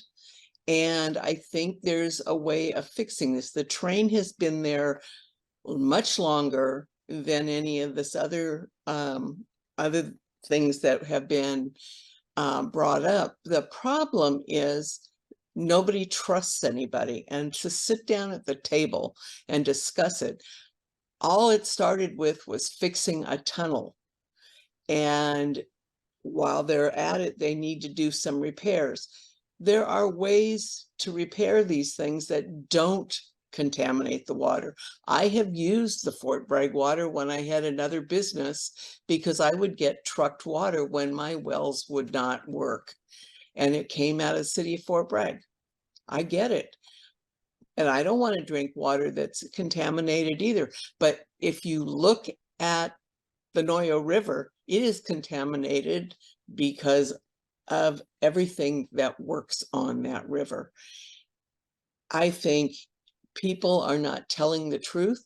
They need to work together and find an equitable way of dealing with this. They need the train for economics, and the train needs to be able to function. So I don't think that's too much to ask to sit down at the table and work it out. Thank you. Thank you. Jacob Patterson. Hi, it's Jacob Patterson. I also live in Fort Bragg. and I have participated in various Coastal Commission meetings in the past as an appellant, often successfully. And so I just want to assure you that I take environmental protection seriously. However, I have to object as a Fort Bragg resident and water user to the extent of the draft letter as it is proposed now. I think it goes way overboard, and I kind of agree a little bit with, I forget his last name, but David that spoke about the train stuff and the credibility of the commission. There are 4 major sections in the letter, and only one of them actually seems relevant that it's tied to this project, and that's the sediment and turbidity. The spills, the herbicides, and the air pollutants are all about ongoing railroad operations that are going on now, have gone on in the past, and will go on in the future regardless of this project. And many of them, like the risk of derailments and spills, will be decreased by this project because all of the tracks are going to be repaired. Herbicide use happens, there's really no connection to this project and herbicide use. So I just encourage you to revise this letter and narrow the scope to things that are actually consequences of the project. Most of it, in my opinion, I agree with the other speaker that said there are ways to do all of these things that are already incorporated into the project that avoid many of the risks. And I think it's important to note that particularly Pudding Creek, it's already been identified as one of the most productive like salmonoid spawning streams on our coastline. And that's including the existing rail line that goes right next to it. It's been operational for more than 100 years. And even with all the operations of the current conditions and the deteriorated tracks, it's still very productive. So I think that there's a lot of overblown and excessive concerns expressed here. Not that I'm saying you don't have some concerns. I think that through the operations of removal of the tracks and posting down the new pieces of the railroad ties, there's certainly potential impacts from that. But the rest of the scope of the letter seems very excessive and more drawn by, I think, underlying animosity. And I'd also like to point out that the people who portray the broad community outrage or concern about this are not, in my experience, the majority of our community. Most people that I speak to think that there's a very vocal minority that are adamantly opposed to this skunk train because of the eminent domain issue related to the mill site and not really about this project. So please consider that when you give your direction. Thank you. Thank you. And then we had 2 names we weren't able to find, Penny Aaliyah and Marcy Snyder. If you are in the meeting, please raise your hand. Penny Aaliyah and Marcy Snyder. If you're on the phone, you can raise your hand by dialing *9. I think Penny Aaliyah had a prior engagement maybe, but I have a hand raised on the phone. I'm allowing you to speak. Please unmute yourself. Good morning. Hi, we can hear you. Thank you very much. Good morning, commissioners. Penny Aaliyah. Thank you for the 3 minutes. I had planned on making a very brief statement, but after listening to some of the testimony, I feel like I need to say a few more words. It's always astounding to me that individuals or groups that are trying to push through a project decide that the Coastal Act is overstepping its bounds, or that perhaps you're digging a little bit too deep. This project needs to have the oversight of the California Coastal Commission. I strongly support the letter that was put together. Excellent job. And there is not one thing that needs to be taken out of it.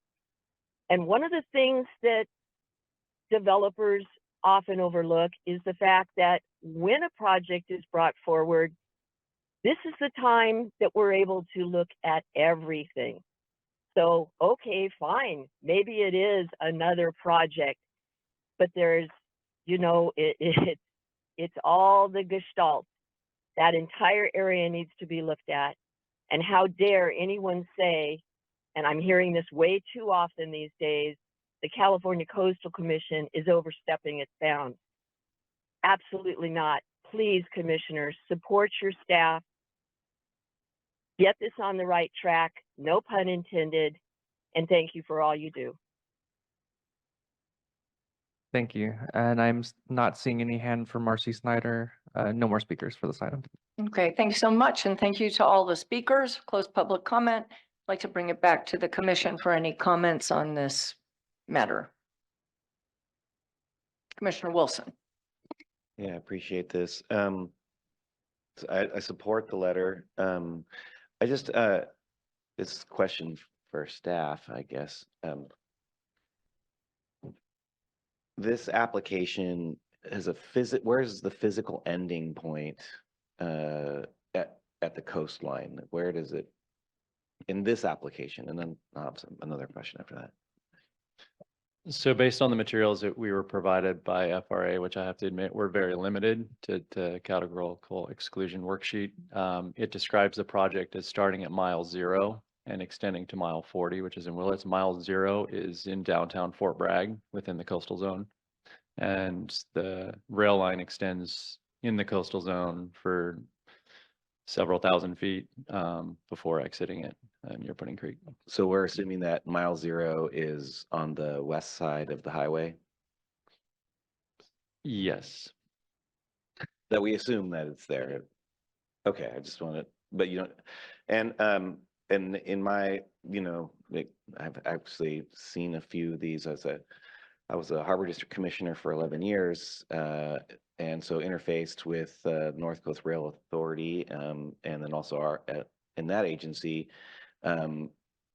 requesting federal funds and those sorts of things. And you had to make financial statements because these are loans. There's an assumption that they get paid back and that there's revenues based on those loans. But what's also interesting, and we had this conflict a little bit in our area as well, a tourist train is not considered transportation.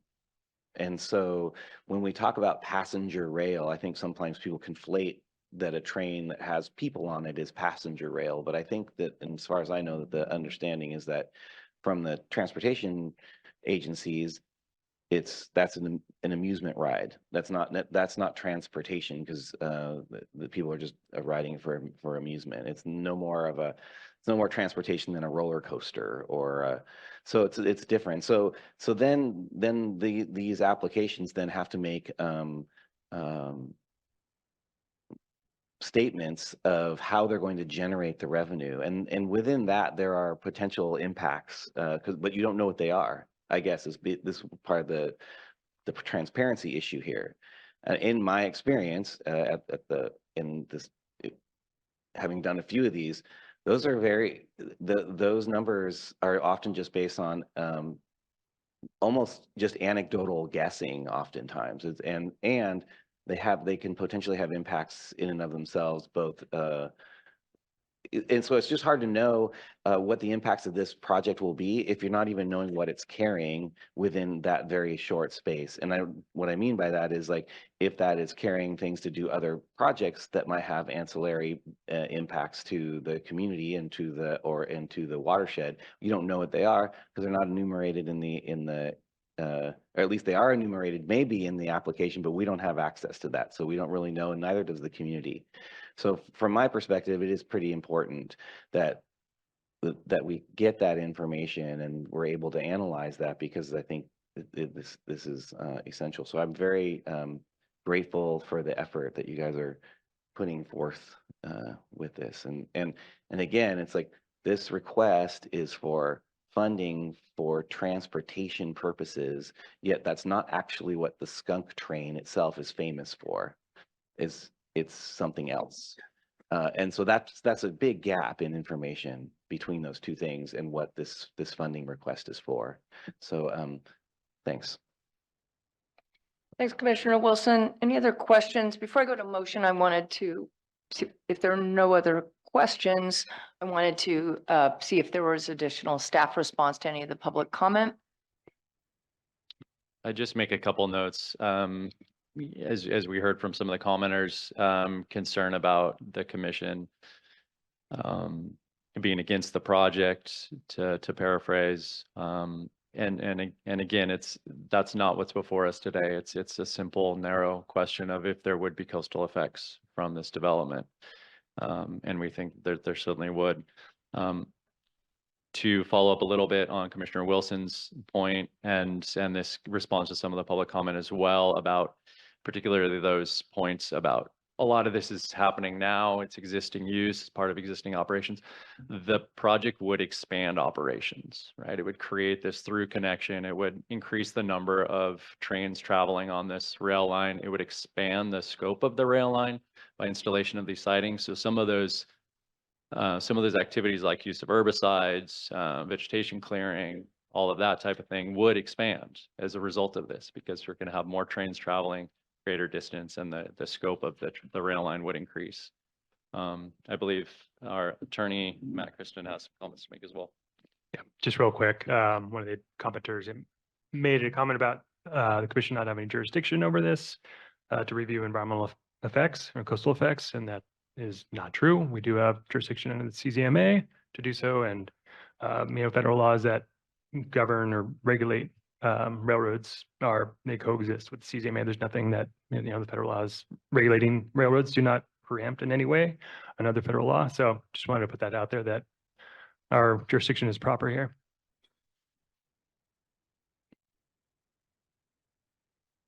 That concludes staff response. Yes, thank you. All right, thank you. Any other comments? Commissioner comments? No? All right, Commissioner Cummings, I do have a couple comments before the motion. If you were thinking to make, do you have comments or motion? I just had a couple comments. I just want Of course. to thank the staff for their work on this. And, I think the one thing that really stands out and it occurs sadly with some frequency with the commission is that you have agencies or developers who don't want to work with coastal staff because, there's times when people, things come up and they don't want to hear, that there are things that they have to mitigate in terms of negative impacts. And in this case, it seems like that was the case where this agency did not have good communication. They were trying to move forward expeditiously and trying to ignore coastal staff. And in the end, we do play a role in this type of development. And I think that staff did a good job of highlighting that there is the potential for negative impacts. And so this letter is justified. And, I feel like, to prevent further delays, it's really important that we try to work collaboratively and that other agencies or developers, try to work with the commission as best possible so that we can move forward rather than seeing us as being antagonistic to one another. Because, the people of California, brought forward the Coastal Act because they cared about our environment and they cared about protecting our environment. And that's what we're trying to do as we develop and bring different types of industries and activities to our coast. So I'm very supportive of what's before us today. And I hope that these agencies will continue to work with us as we try to mitigate the negative impacts of this rail expansion. Thank you. Thank you, Commissioner. All right, I just wanted to make a couple comments, and I just want to say that I do think that based on all of the letters and emails that I've received that have been sent, I think there's a misunderstanding about what's before us today. The only thing that's before us today is for the commission to authorize our executive director to transmit the letter that's attached to the staff report. It's an objection letter to the FRA in response to their negative determination, and ask that they comply with the Coastal Zone Management Act.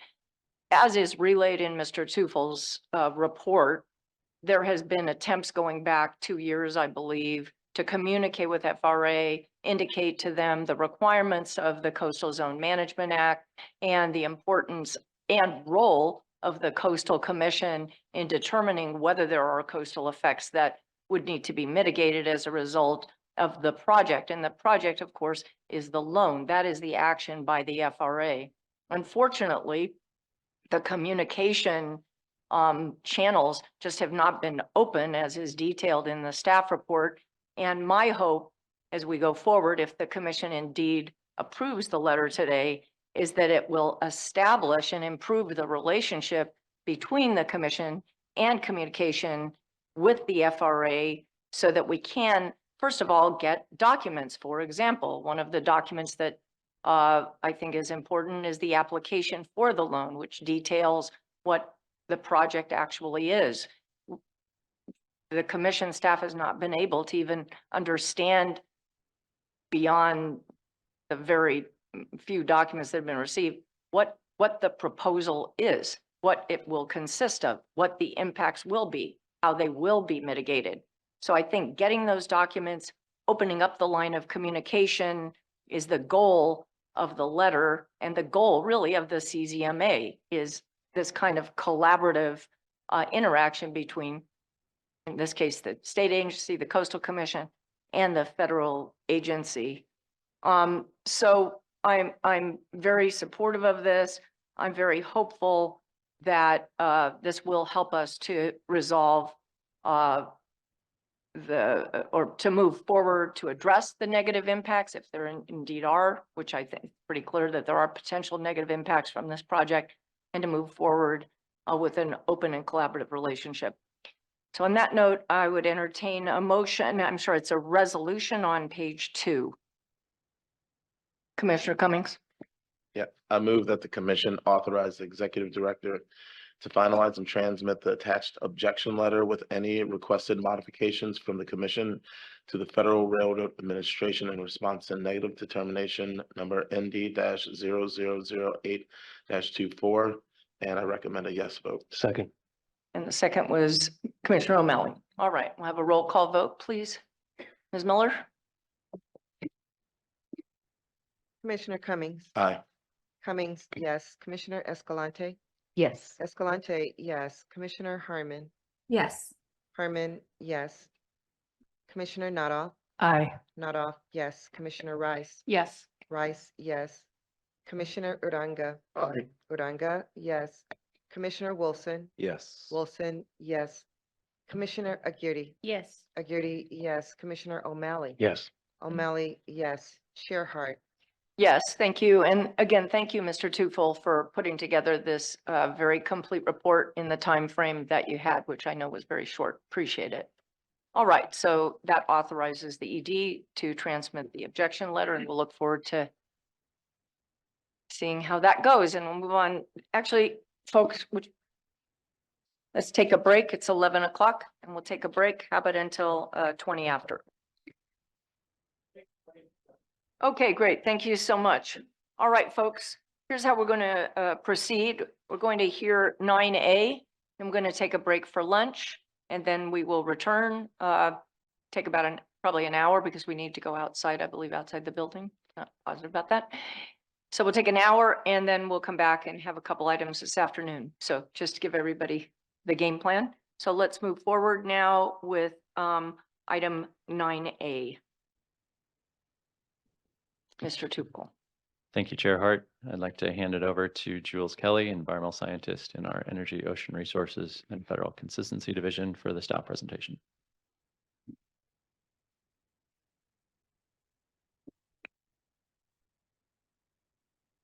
Good morning, Chair Hart and Commissioners. This is item 9A, the Diablo Canyon Intake Cove Dredging Project.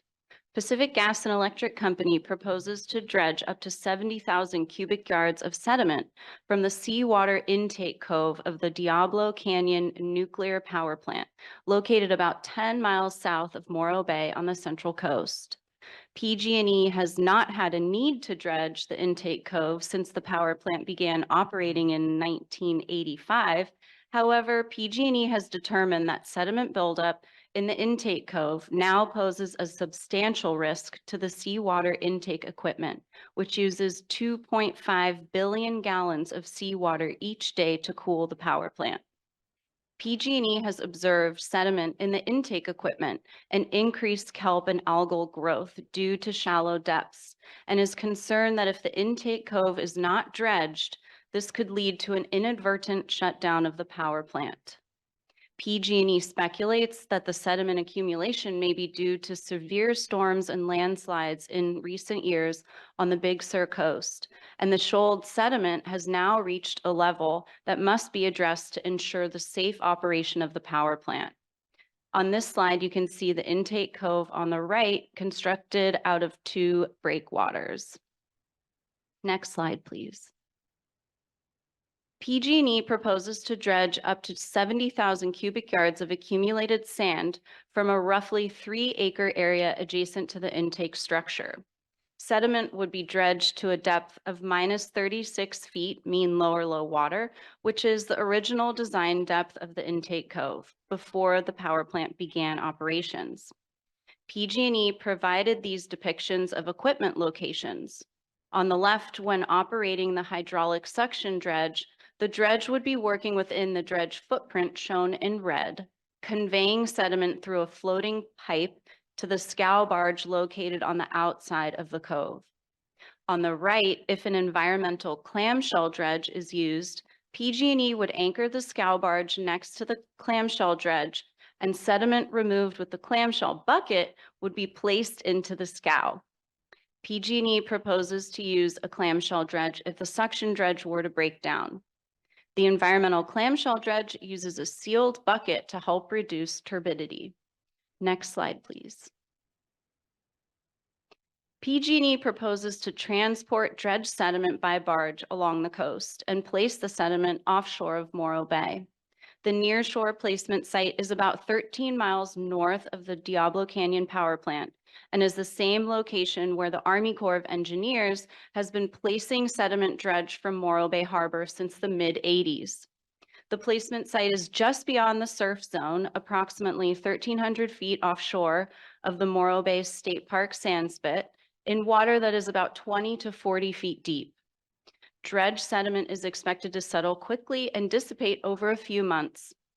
PG&E has authorization from the Corps to use the nearshore placement site, and the Corps confirmed that there is ample capacity to receive the 70,000 cubic yards of sand.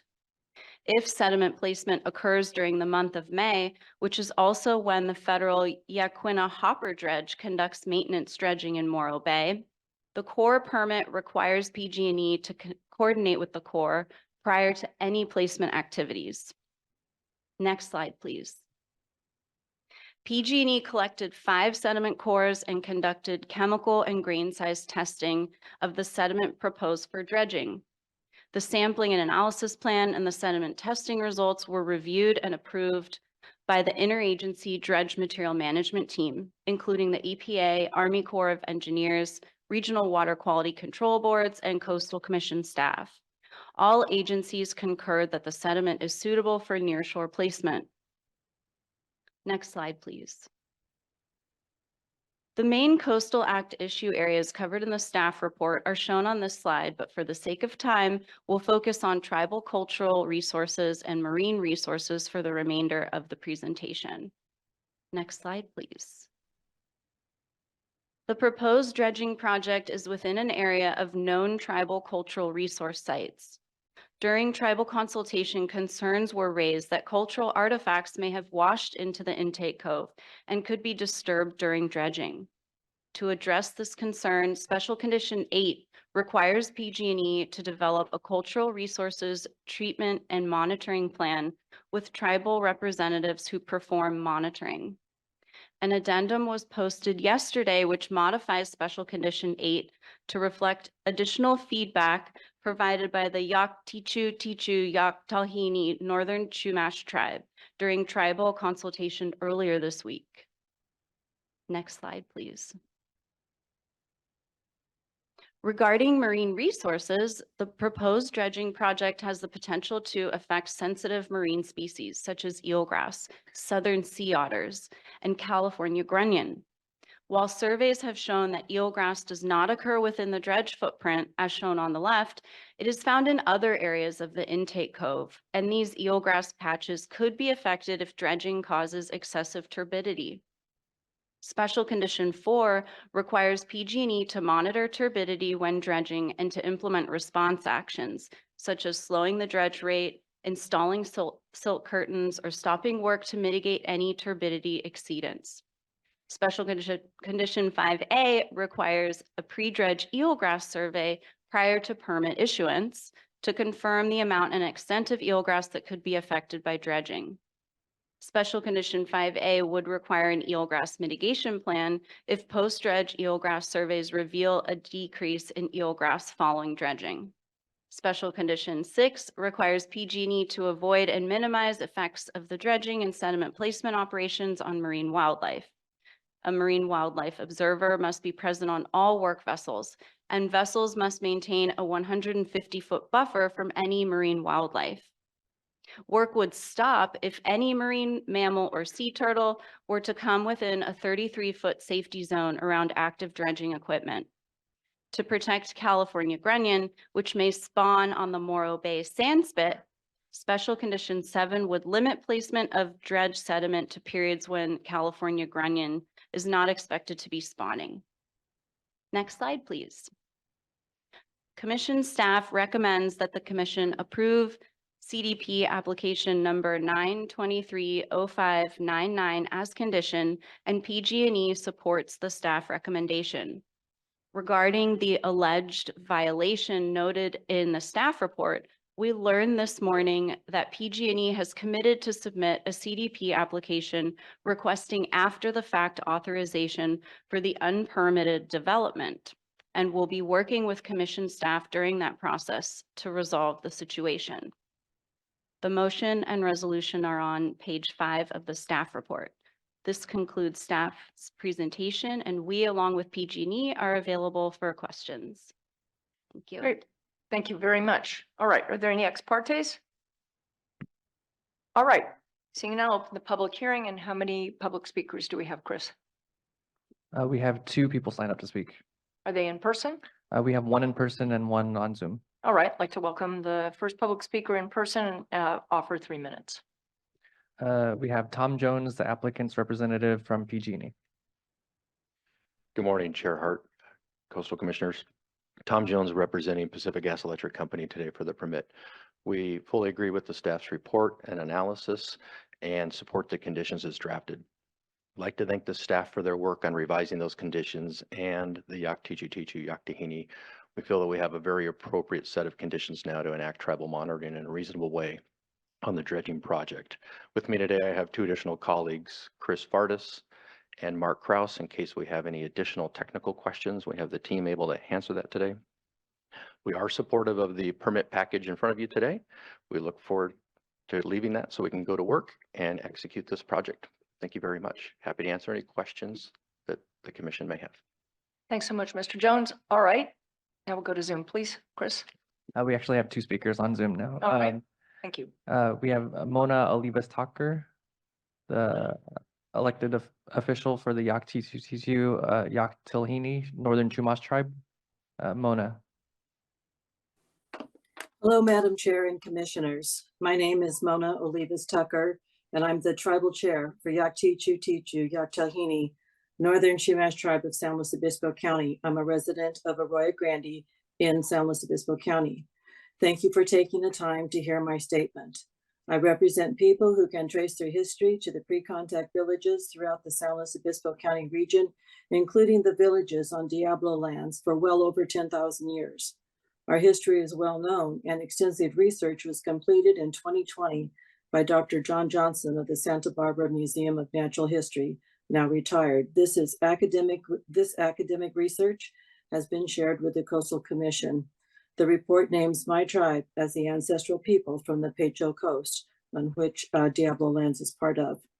In 2018, in collaboration with PG&E and Cal Poly University in San Luis Obispo, we researched the village of Chiiwi. The village site is about 3 miles from the power plant. And for this work, my tribe and the partners received the 2018 Governor's Historic Preservation Award. This is one of our villages. We also know of this village and other villages near the power plant based on my great-grandmother Rosario Cooper's language work in the early 1900s. Her notes are now at the Smithsonian in Washington, D.C. Our villages are also known through our family's oral histories. And I would like to remind you that the people who are buried on Diablo lands are my direct ancestors. Without them, I don't exist, and my voice would not be present today. To the subject at hand, we are in favor of the dredging project of the intake cove, as we know that over time, the depth of the cove has decreased and presents a problem that PG&E is ready to address. My tribe has worked on different projects with PG&E on Diablo lands consistently for many years, and within our tribe, we have very good expertise on this particular project. I'll restate that we are in favor of the dredging project, and we are ready to create a monitoring program that my tribe would negotiate with PG&E. Ki istu mishtu, au sumokini. I have faith in you. Thank you, and this concludes my comments. Thank you. And then our last speaker for this item is Nina Beatty, and she is joining via phone. So Nina, I've allowed you to speak. You may unmute yourself. Good morning, Commissioners. I ask you to reject this project for the following reasons. PG&E is a private for-profit company seeking to dump in state waters and at state parks with uncertain, unverified data on what it is dumping. It is not a public agency such as the Morro Bay Harbor District. This affects the public's interest, which the Commission is tasked to protect. If you allow this, you set precedent for other private companies and what for-profit company gets to dump next. This project is unnecessary. Plant shutdown begins this year. I request you table this until legal challenges are decided. Dumping is at Montaña de Oro and Morro Strand State Beaches and the Bird Refuge. Sediment will be transported onshore by waves and will spread south over the 13 miles of coastline. PG&E's track record as unsafe operator with repeated safety violations and false claims has cost many lives and destroyed nature. And the NRC didn't even bother to submit anything. I didn't see it in any of the documents. If it has jurisdiction, where is it? The Army Corps of Engineers show a conflict of interest, bias, and lack of expertise. For instance, despite Army claims, this is very sensitive ocean habitat for humans, birds, sea life using the area. In the dump zone are surf perch, skates, rays, sardines, mackerel, and other species. This project will kill ocean life. You are tasked with protecting ocean life, not just so-called endangered species. And despite Army ridiculous claims, this project will affect water quality for public consumption and recreation. In 2014, Bloomberg reported huge ocean releases of isotopes, plus air releases with fallout contaminating ocean and sediments, especially during refueling. This has happened over 40 years of operation, as well as leaks and spills into groundwater. Tritium, 3,670 curies of tritium, which equal 136 trillion becquerels in 2012 alone, according to PG&E, almost 3.5 times the amount released from Fukushima, as well as cesium-137 and strontium-90. The Army created the Superfund site in my Monterey County community and contaminated groundwater and drinking water, did inadequate testing and sampling. The same Army agency that's giving you verification put rich homes over the homes of Pajaro residents, causing the levee to fail, destroying Pajaro residents' homes. What is the Army not telling you? The report is woefully inadequate and cannot be relied on, and it makes unfounded claims about energy. One or both Diablo Canyon reactors don't function 40% of the time. The plant malfunctions, has deferred maintenance, is not aiding energy. The Army Corps is acting outside its expertise, is not a health or environmental protection agency, and cannot be relied on for its information. The needs and the welfare of the people come first, the human people and the wild people, and a clean and secure environment. Neither state parks or the ocean are dumping grounds for private industry. Let the legal challenge those over the broken promises of the public go through, and please protect the public interest and not allow a private for-profit company to offload its costs onto the public. Thank you. Thank you. Any further public comment? No more commenters. Okay, thank you very much, and thank you to the commenters. I'll bring it back to staff, and I want to express my appreciation for your work, particularly with the tribe. And it was great to hear that they're supporting the project at this time. Do you have any further responses?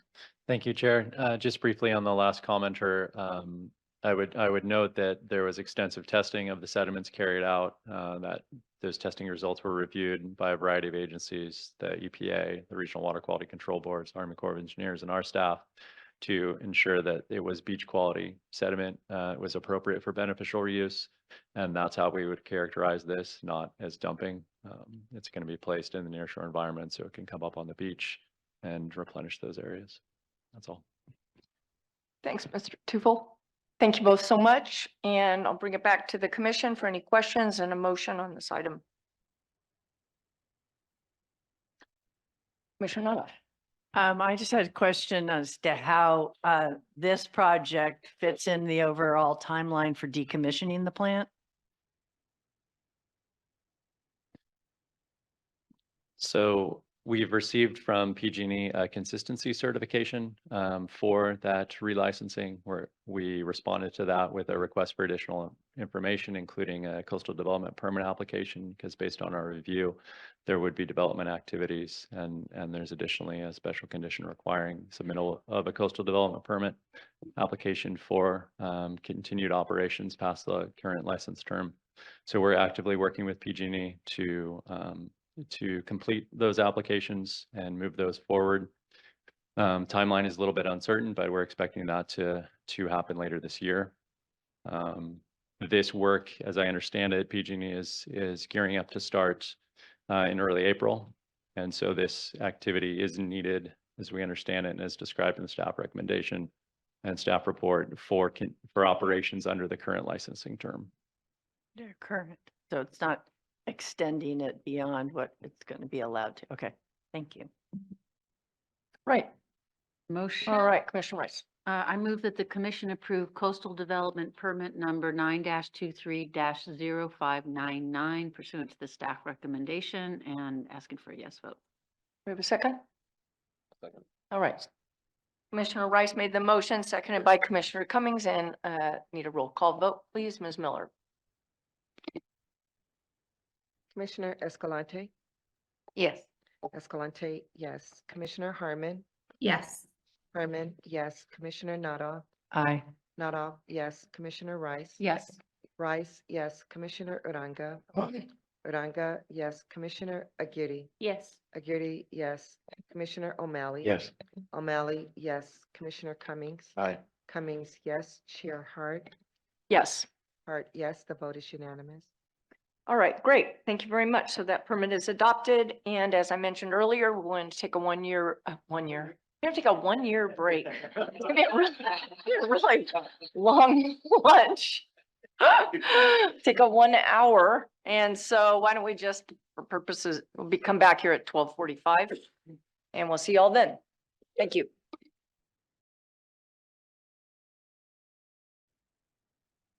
All right, good afternoon, everyone. The afternoon session of the Coastal Commission is now, we are back. And we are going to be proceeding with item 10A. 10A. Sorry, there were so many items moved to consent or postponed that I really appreciate the help. Thank you very much. All No right, problem. so this is going to be item 10A, consistency determination, U.S. Forest Service. And will that be you, Mr. Tufel? I'll be handing it off to my colleague, Senior Environmental Scientist Tom Lester. But briefly before we do, I just wanted to go back briefly to the Deputy Director report and note that we weren't able to include an update on the Tijuana River pollution situation this month, but we will be bringing it back onto the agenda next month under the Deputy Director report and carrying that forward in future months as well. I really appreciate that. Thank you very much. Do you have any comments, Commissioner Aguirre, or is that acceptable? No, that's great. I appreciate Mr.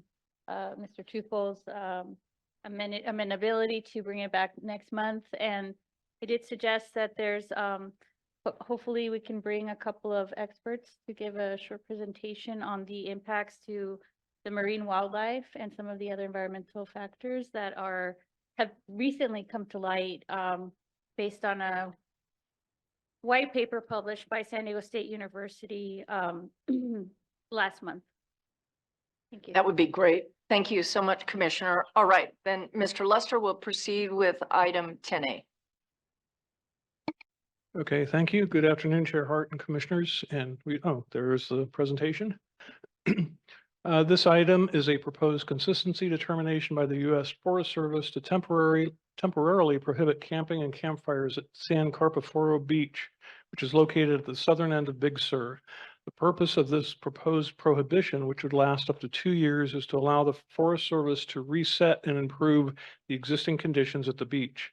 The service will be using this 2-year period to select and implement any of several management tools and infrastructure improvements to protect sensitive habitats and species at the beach and to improve the visitor experience. The beach has suffered in recent years from a combined significant increase in visitation, a lack of infrastructure, and limited available management, all of which have led to impacts to resources and increased hazards. Staff is recommending that the commission conditionally concur with the proposal. We understand too that while the Forest Service is in agreement with staff's recommendation, we would like to take this opportunity to briefly describe the situation at San Carpoforo and the expected resolution. Next slide, please. A little bit about the beach, which is also known as San Carpo. It's located in Big Sur, several miles north of San Simeon in San Luis Obispo County. The beach allows visitors to experience a largely natural shoreline within just a short walk from Highway 1. The lower photo in the slide shows the beach with Highway 1 cutting diagonally through the image. San Carpo's amenities are primarily natural, including its setting between 2 rocky headlands, the estuary and lower reaches of San Carpoforo Creek, and a mix of several native vegetation communities, some of which are considered sensitive. Its human-made amenities are few, just a pullout along Highway 1 with room for about a dozen vehicles, an entry gate with some signage, and an unpaved short path to the beach. Next slide, please. The main issues addressed in staff's recommendation involve the current public access and recreation opportunities provided at San Carpo and their effects on the beach's sensitive species and habitats. Until recently, San Carpo was little known and had relatively few visitors. There were usually no more than a handful of beachgoers, a mix of day users, and tent campers. Several years ago, though, when landslides caused extended closures along part of Highway 1 in Big Sur, San Carpo became the northernmost access point in Big Sur for travelers coming from the south, and the beach started getting more visitors. Then, during the COVID-related shutdowns of the past few years, more people started using it for longer-term camping. Recently, the beach has become well-known on social media, with visitors touting its gorgeous setting, the availability of free camping, and the relative lack of a regulatory or management presence. The Forest Service believes this combination of factors led to the current situation at San Carpo, which sometimes hosts many more visitors than the beach and its limited infrastructure can safely accommodate. These factors have also created concerns about how best to protect the beach's sensitive species and habitats, while allowing public access to the shoreline and protecting the current low-cost visitor-serving recreational amenities it provides. The Forest Service also reports that unsafe campfires at the beach have created a substantial increase in the potential for hazardous wildfires in the surrounding area, which has not experienced a major fire in several decades and therefore has a significant buildup of dead vegetation that could fuel a wildfire. Next slide, please. Another management complication is the multiple land ownerships at San Carpo, as shown in this slide. This image is oriented with the beach along the entire bottom of the aerial photo and shows Highway 1 in red as the inland boundary of the beach. The area in light blue on the left or north side of the beach is in private ownership. The area to the right or south side of the beach is part of California State Parks, and the Forest Service parcel is in the middle area in yellow. These 3 entities have different management allowances and prohibitions. They are a remnant of a couple of decades ago when the southern 2 sections of the beach were transferred from the Hearst Ranch to the Forest Service and to state parks, each with their own regulatory requirements. For purposes of this review, the most important differences are that camping and campfires are currently allowed only on the Forest Service section of the beach. Next slide, please. Another important issue is part of the beach is designated critical habitat for the federally threatened western snowy plover, which overwinters and sometimes nests on the beach. As shown on this slide, the designated habitat extends along the entire shoreline portion of the beach within all 3 ownership areas. The beach also includes the mouth and estuary of San Carpoforo Creek, which is home to the federally threatened species of steelhead that exists along this section of the Central California coast. Next slide, please. The lack of amenities and limited management of San Carpo have added to the problems arising from the effects of higher visitation within the beach's sensitive habitat areas. San Carpo has no trash containers or trash collection, no restrooms, and very limited signage to alert visitors to the different ownerships and their different requirements, or to the areas most critical for plovers or other sensitive species. There are no designated campsites or fire rings, so fires often occur within unsafe or inappropriate areas, such as within the designated critical habitat area or in vegetated areas such as shown on this slide. The limited management at the beach arises in part due to San Carpo's location at the southernmost end of the Forest Service's management district and at the northernmost end of State Parks Management District, with limited personnel available from each to patrol or provide a regular presence. Next slide, please. Forest Service acknowledges that part of the situation is due to its past shortage of personnel and management tools to address these issues. However, it recently hired a number of new staff and is in the midst of developing a visitor use management program. This program is considering what improvements are needed throughout the Forest Service's Big Sur holdings, including new visitor education and interpretation opportunities, improved infrastructure, better parking and access, additional camping and day use areas, and other similar amenities. The Forest Service plans to publish a draft plan sometime in the next couple of months, followed by stakeholder involvement and public review and comment opportunities. The service expects that these two initiatives, the staffing increase and the visitor use management program, will allow for improved management, development of needed amenities at the beach, and a more regular presence at San Carpo. They will also allow for increased coordination with agency partners that also have a role at San Carpo, including state parks, Caltrans, San Luis Obispo County, and others.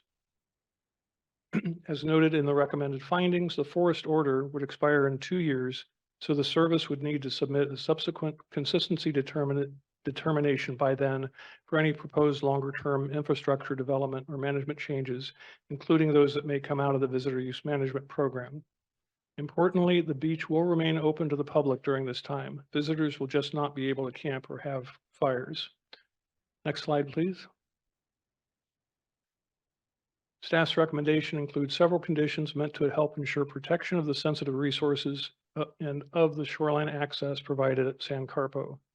You may note in the staff report that there are relatively few data available about baseline conditions at the beach, the presence or absence of sensitive species, and of existing conditions regarding the various visitor-related impacts. Some of these conditions will help address that issue. You can also see in the second correspondence packet we posted earlier this week that some local residents and visitors have provided their more recent accounts of current conditions at San Carpo. We've also recently received other similar comments that raise similar concerns as those in the packets. With condition 1, the Forest Service will provide baseline maps to identify the areas of sensitive species and habitat types at the beach.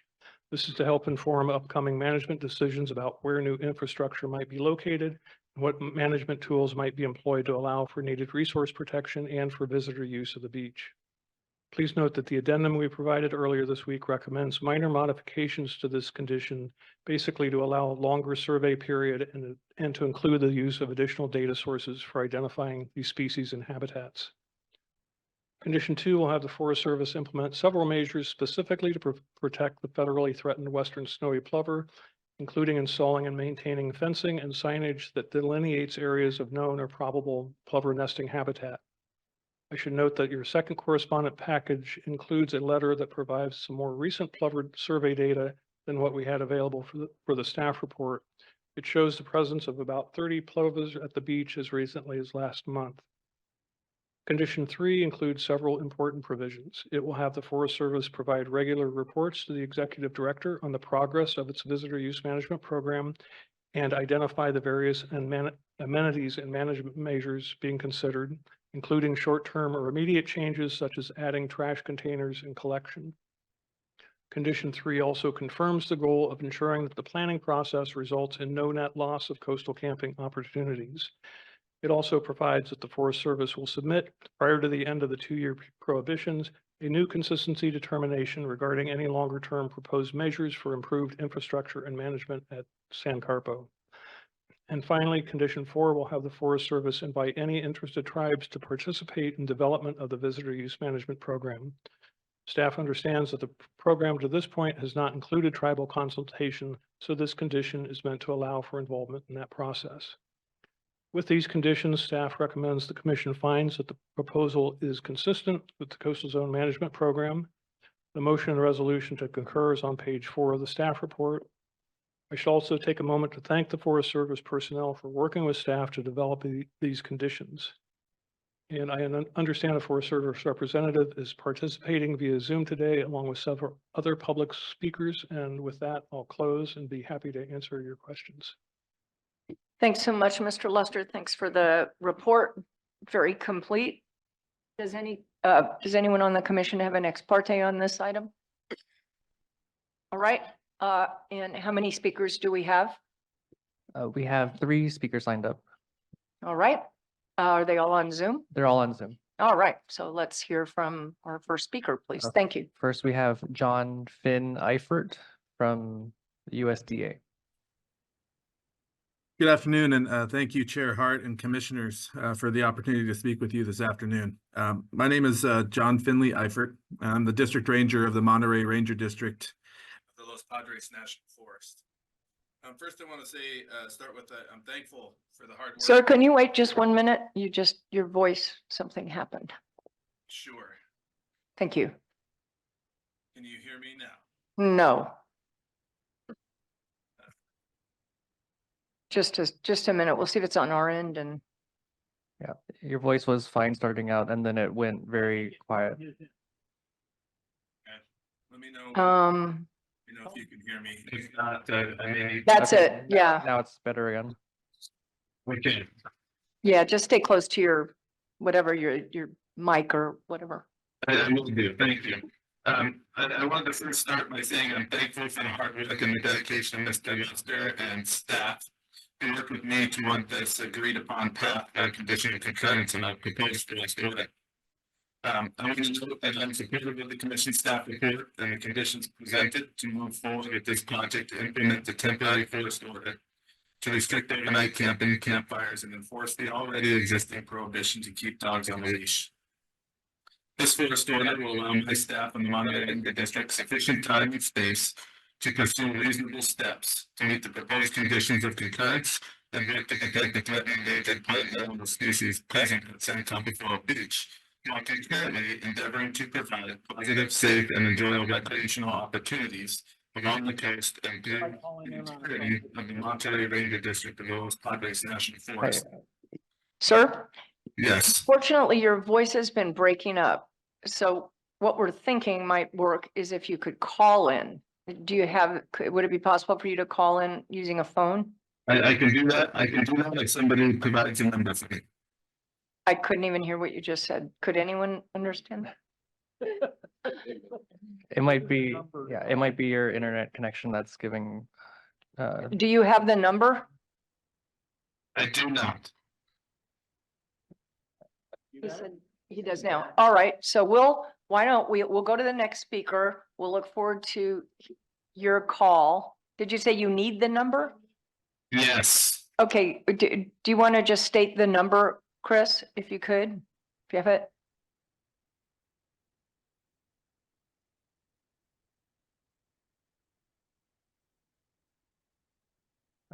Give us a second.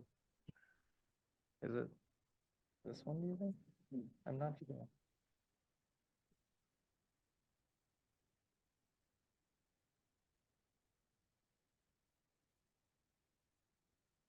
I think it depends on the area code that you're in. 831. 831.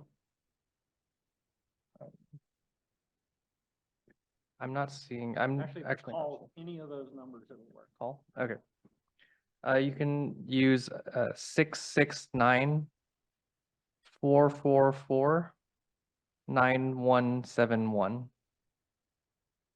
And again, that's 669 444 9171. You can try that, and we'll look for your name on the attendees list. Great, thank you. Okay, thank you. I'm so sorry about that. Also, can we have 2 minutes, please, on the speakers here? Yeah. And we have Mandy Sackett and then Tina Dickinson on the line.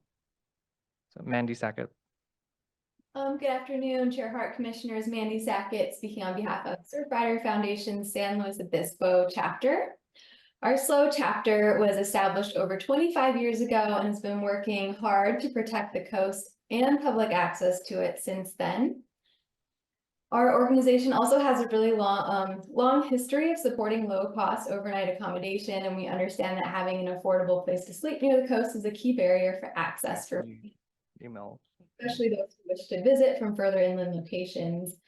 Overnight accommodations should not come at whatever cost to the coast. Camping does need to be carefully managed, and we recognize that, to protect sensitive species and have adequate services like trash and restrooms.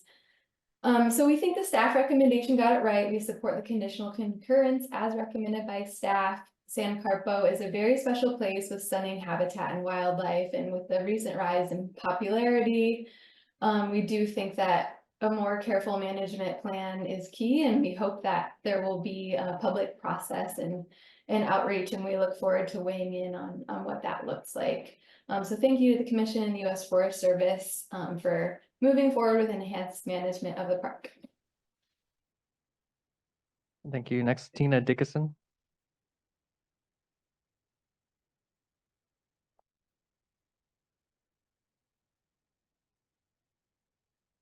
Tina, when you're able to, please unmute. Thank you. Can you hear me now? Yes, we can hear you. Yes, Tina Dickus, I'm sorry that it's been reduced to 2 minutes. I submitted written comments a week ago. For some reason, they weren't posted. So I'm going to do my best to get this in 2 minutes. My name is Tina Dickinson. I reside in Cambria, California, not far from San Carpoforo.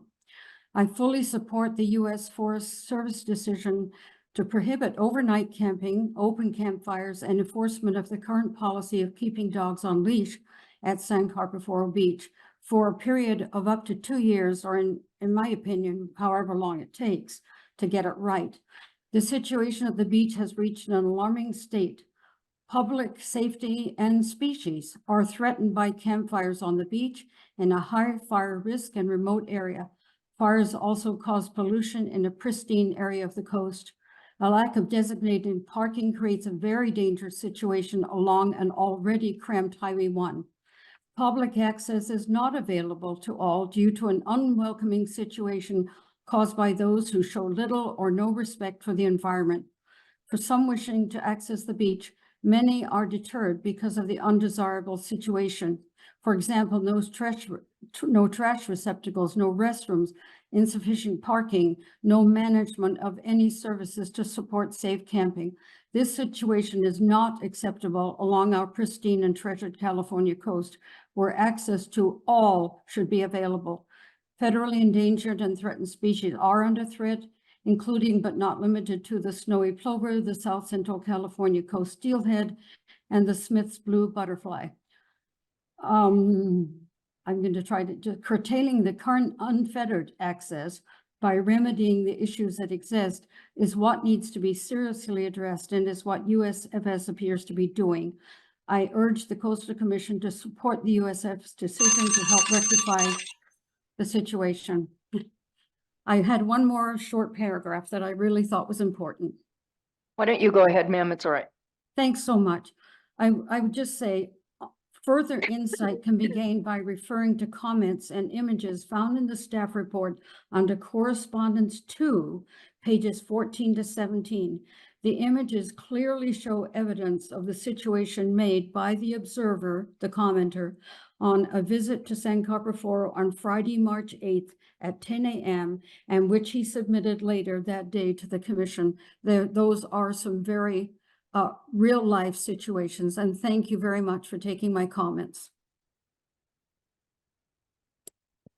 Madam Chair, if I may, Mr. Eifert just. Mr. Lester, of course. Mr. Eifert just requested the code to go along with the call-in number.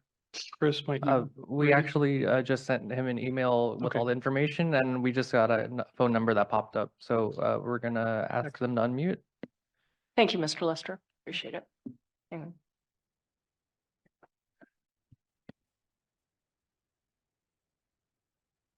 There we go. I see that you're in. Please say that again. Can you hear me? There's an echo, so whatever you have with the audio playing back, could you please mute that? You have to mute the computer. Yes, the computer is muted. Okay, something is not muted, so we're hearing a repeated echo of everything that you say. Can you try to speak again?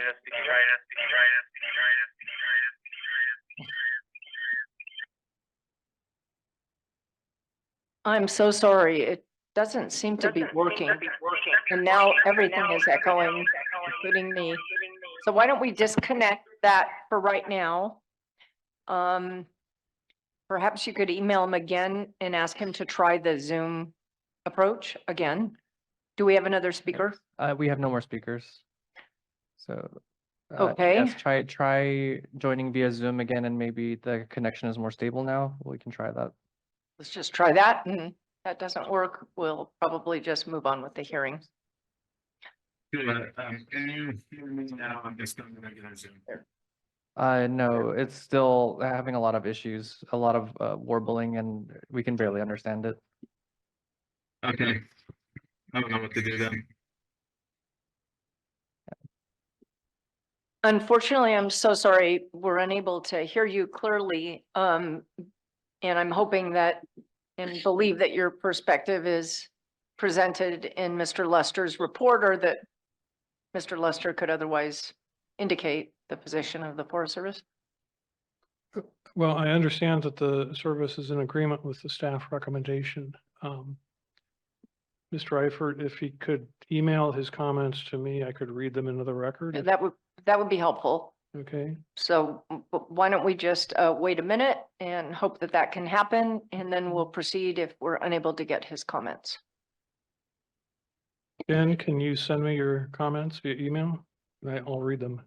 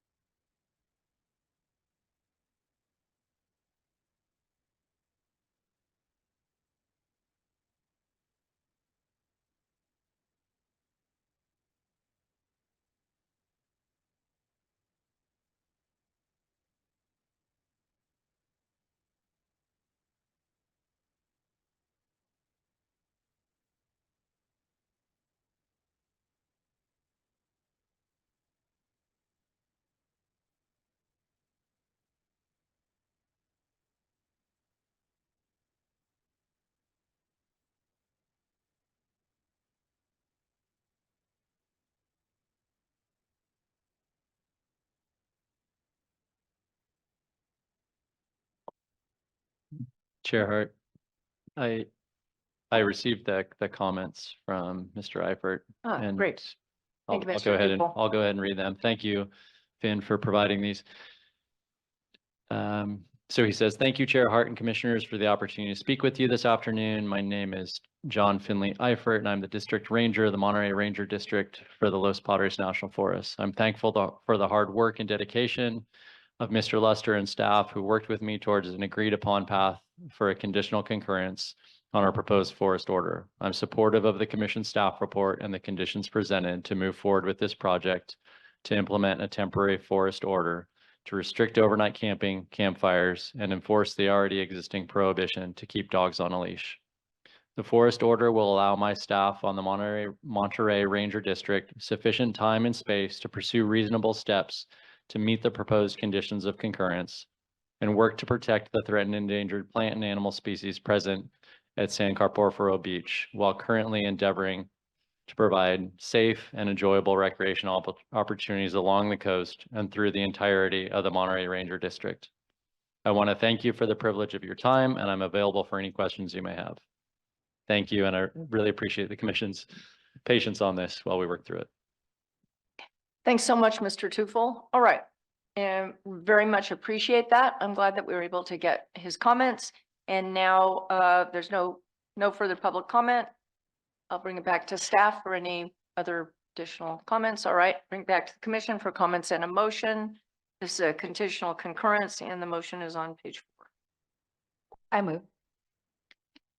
I move that the commission conditionally concur with consistency determination CD-0001-23 on the grounds that if modified in accordance to conditions recommended by staff. Oh, sorry, did I do too much? For recommendation of staff. Period. Second. And I just wanted to comment that we've received a lot of comments from the community supporting the staff recommendation. I am concerned about the loss of the low-cost visitor serving accommodations, and clearly there's a lot of demand now that folks can't drive all the way north in Big Sur, and the southern part of the Big Sur coast is the more undeveloped piece. And it's in between the areas of the Los Padres National Forest. Los Padres National Forest goes all the way down into Santa Barbara County. So I hope that the Forest Service is going to look specifically at figuring out how to resource this area of the coast, which I think we're all expecting, no offense to Caltrans, but I think that Caltrans will always be working, keeping Highway 1 open in this area. And so we should expect that there's this demand will continue for low-cost visitor serving accommodations. And so there will have to, there need to be some infrastructure development or redirecting that somewhere else. So I hope that there's a lot of resource impacts that's going on right now, but we also have to balance that with the need for public access. All right, thank you very much. So we have a motion, a second. I just want to say that I am concerned about the loss of the camping, but I completely agree with the Forest Service and staff, the impacts on endangered species. And I think it's just, it's part of the Facebook or whatever you want to call it era, Facebook, Instagram, social media era where people find out about something and then before you know it, the resources being really impacted. So I'm very appreciative that they're addressing it, and I really hope that it will be open again in 2 years, and also hope that the road will also be open. I guess it's to be determined, but we have a motion, a second, and ask for a roll call vote, please. Commissioner Harmon. Yes. Harmon, yes. Commissioner Nada. Aye. Nada, yes. Commissioner Rice. Yes. Rice, yes. Commissioner Uranga. Aye. Uranga, yes. Commissioner Aguirre. Yes. Aguirre, yes. Commissioner O'Malley. Yes. O'Malley, yes. Commissioner Cummings. Aye. Cummings, yes. Commissioner Escalante. Yes. Escalante, yes. Chair Hart. Yes. Hart, yes. The vote is unanimous. All right, thank you very much. All right, I believe is the next item then the San Diego Coast DDR?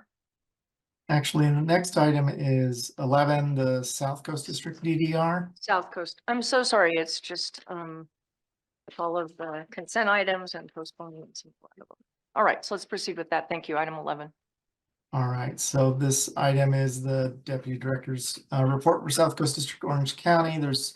Report contains one waiver for a routine project in San Clemente, as well as a CDP time extension for a project in San Clemente. There's no known opposition on those items. Also, there's one emergency action being reported by OCTA and the city of San Clemente to remove debris and temporarily stabilize a slope adjacent to the railroad along the beach and bluffs in an area north of the San Clemente Pier known as Mariposa Point.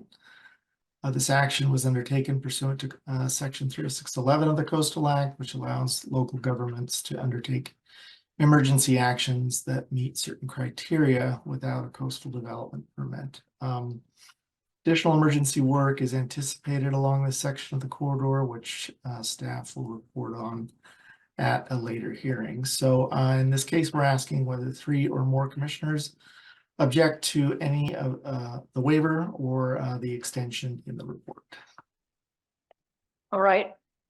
Thank you very much, Mr. Schwing. Do 3 or more commissioners object? All right, seeing no objections, commission concurs. And now we are at 14. That is correct. That does take us down, all the way down to 14. Right, thank you. So item 14 is the Deputy Director's report for San Diego Coast District, and we're reporting 6 waivers and 1 immaterial permit amendment. There's no known opposition in that case. In those cases, we're also reporting 3 emergency actions, 2 by the City of Oceanside to breach the beach berm at Loma Alta Creek in order to prevent inland flooding of low-lying properties, and 1 at UCSD's Black's Beach Emergency Vehicle Beach Access Ramp to restore the ramp that had been damaged by storms. And here again, we're asking whether 3 or more commissioners object to the waivers or the amendment in the report. All right, any commissioners object? Seeing no objections, the commission concurs. All right, if I'm not missing something, I believe that concludes the agenda items. But We have you know, we have one been- more item, actually. One item.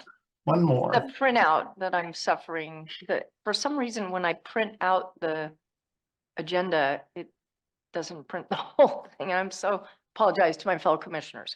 All right, so let's proceed. So that does take us down to item 16A, which is application 622-196.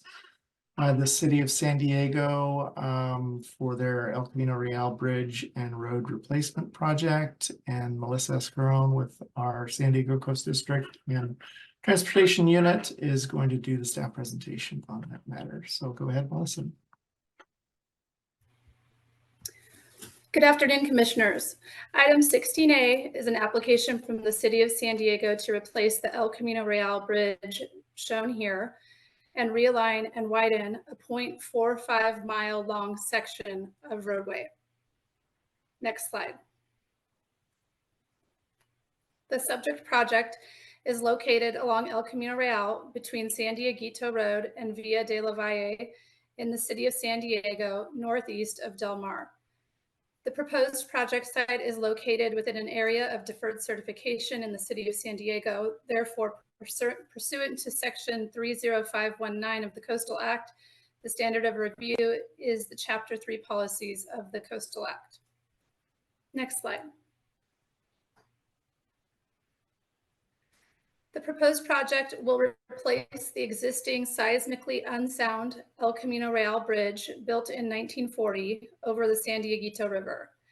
The existing bridge lacks shoulders, sidewalks, and bike lanes and is dangerous for bicyclists and pedestrians. The proposed project will improve public access by adding bike lanes and sidewalks on both sides. El Camino Real, south of the project area, is a 4-lane road. In addition to improving multimodal public access, the proposed project will also alleviate congestion that results from the bottleneck caused by the 2-lane bridge by replacing it with a 4-lane bridge and roadway approaches. Finally, the existing bridge is overtopped by flooding during a 10-year storm event, which will be alleviated by the higher elevation profile of the proposed design. Next slide, please.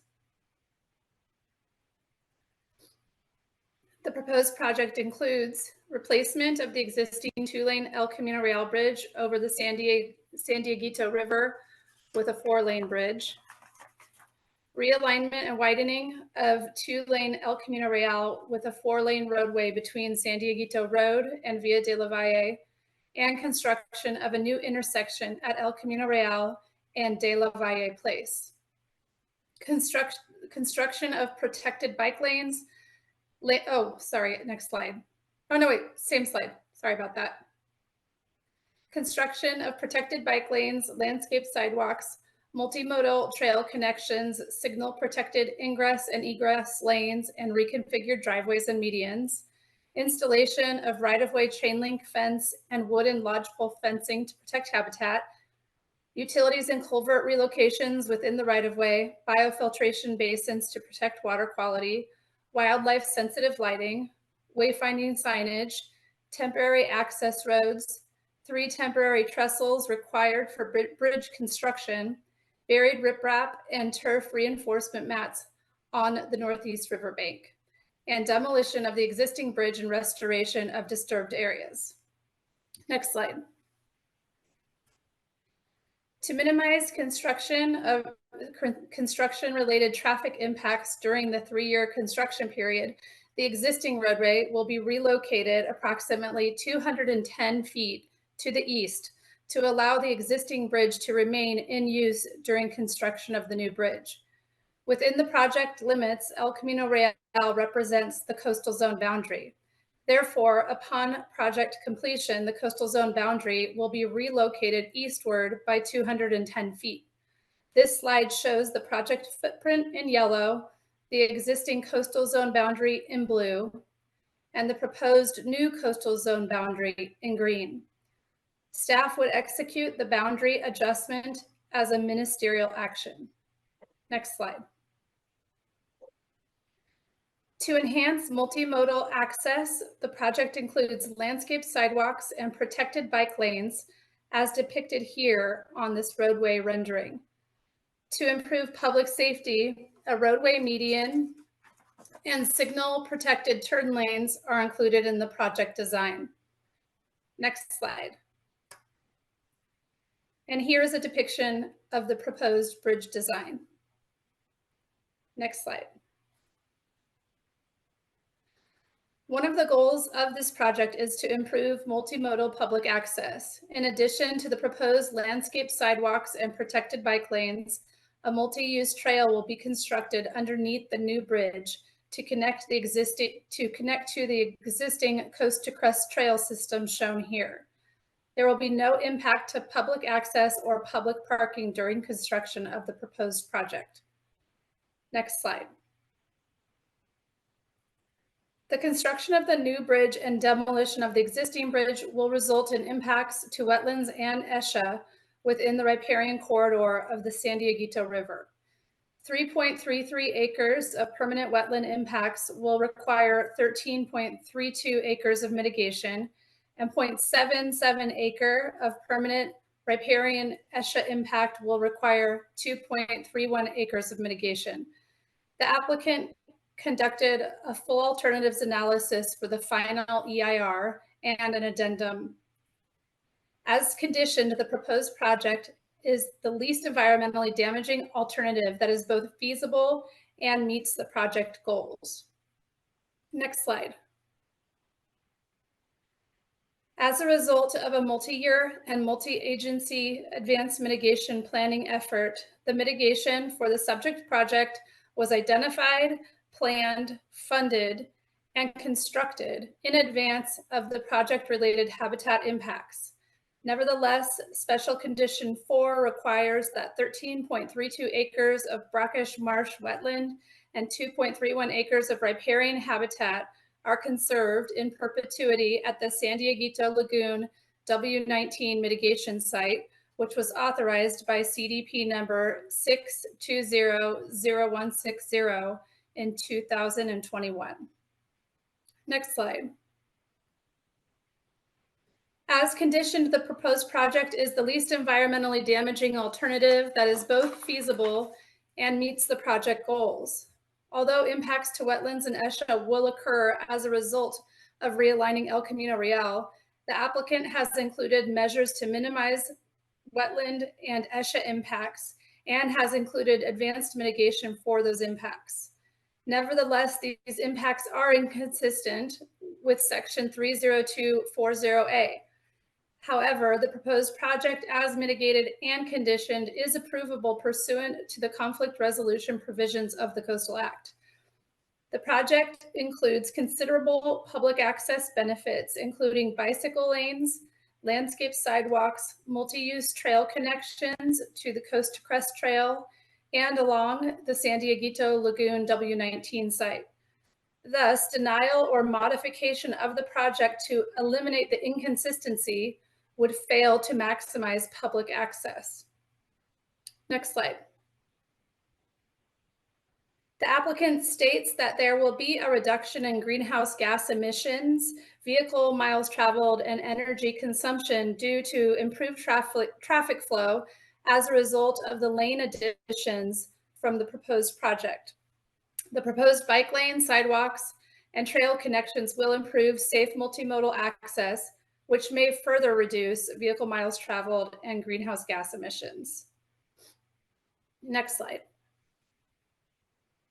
To minimize project-related visual impacts, the city has proposed white wood appearing bridge railings to maintain the rural aesthetic of the valley while allowing views through the visually permeable railing. To delineate the multi-use trail and protect habitat areas from intrusion by users, lodgepole fencing will be installed to tie into the existing Coast to Crest Trail lodgepole fencing, as depicted in this slide. To reduce the visual impact of right-of-way fencing, all proposed chain link fencing will receive a bronze patina treatment to better blend with the natural setting. The introduction of native landscaped sidewalks will visually enhance the scenic roadway corridor. Next slide. The following special conditions are recommended to ensure the project's consistency with Chapter 3 of the Coastal Act. The city is in agreement with these conditions. Please note that in response to a public comment letter, an addendum was prepared which added clarification to the project background, public access, biological resources, air quality, and greenhouse gas emissions findings.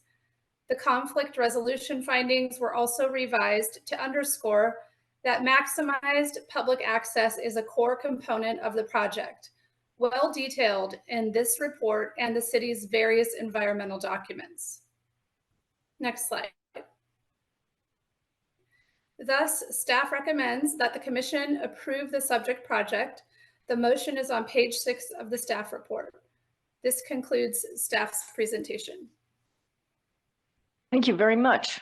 All right, any ex partes? Public comment? Yes, we have 3 speakers who wish to speak. All right.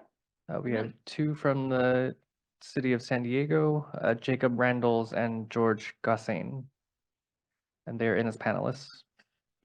All right.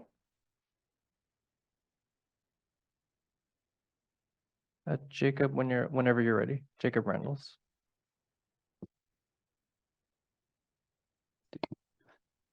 All right, great. Can you hear me? Yes, we can hear you. Okay, I had submitted a presentation as well, but Yeah, we'll bring that up shortly. okay. Yeah, that's really what I wanted to use this time. I want to say Melissa did an outstanding job covering a lot of the key details for this project.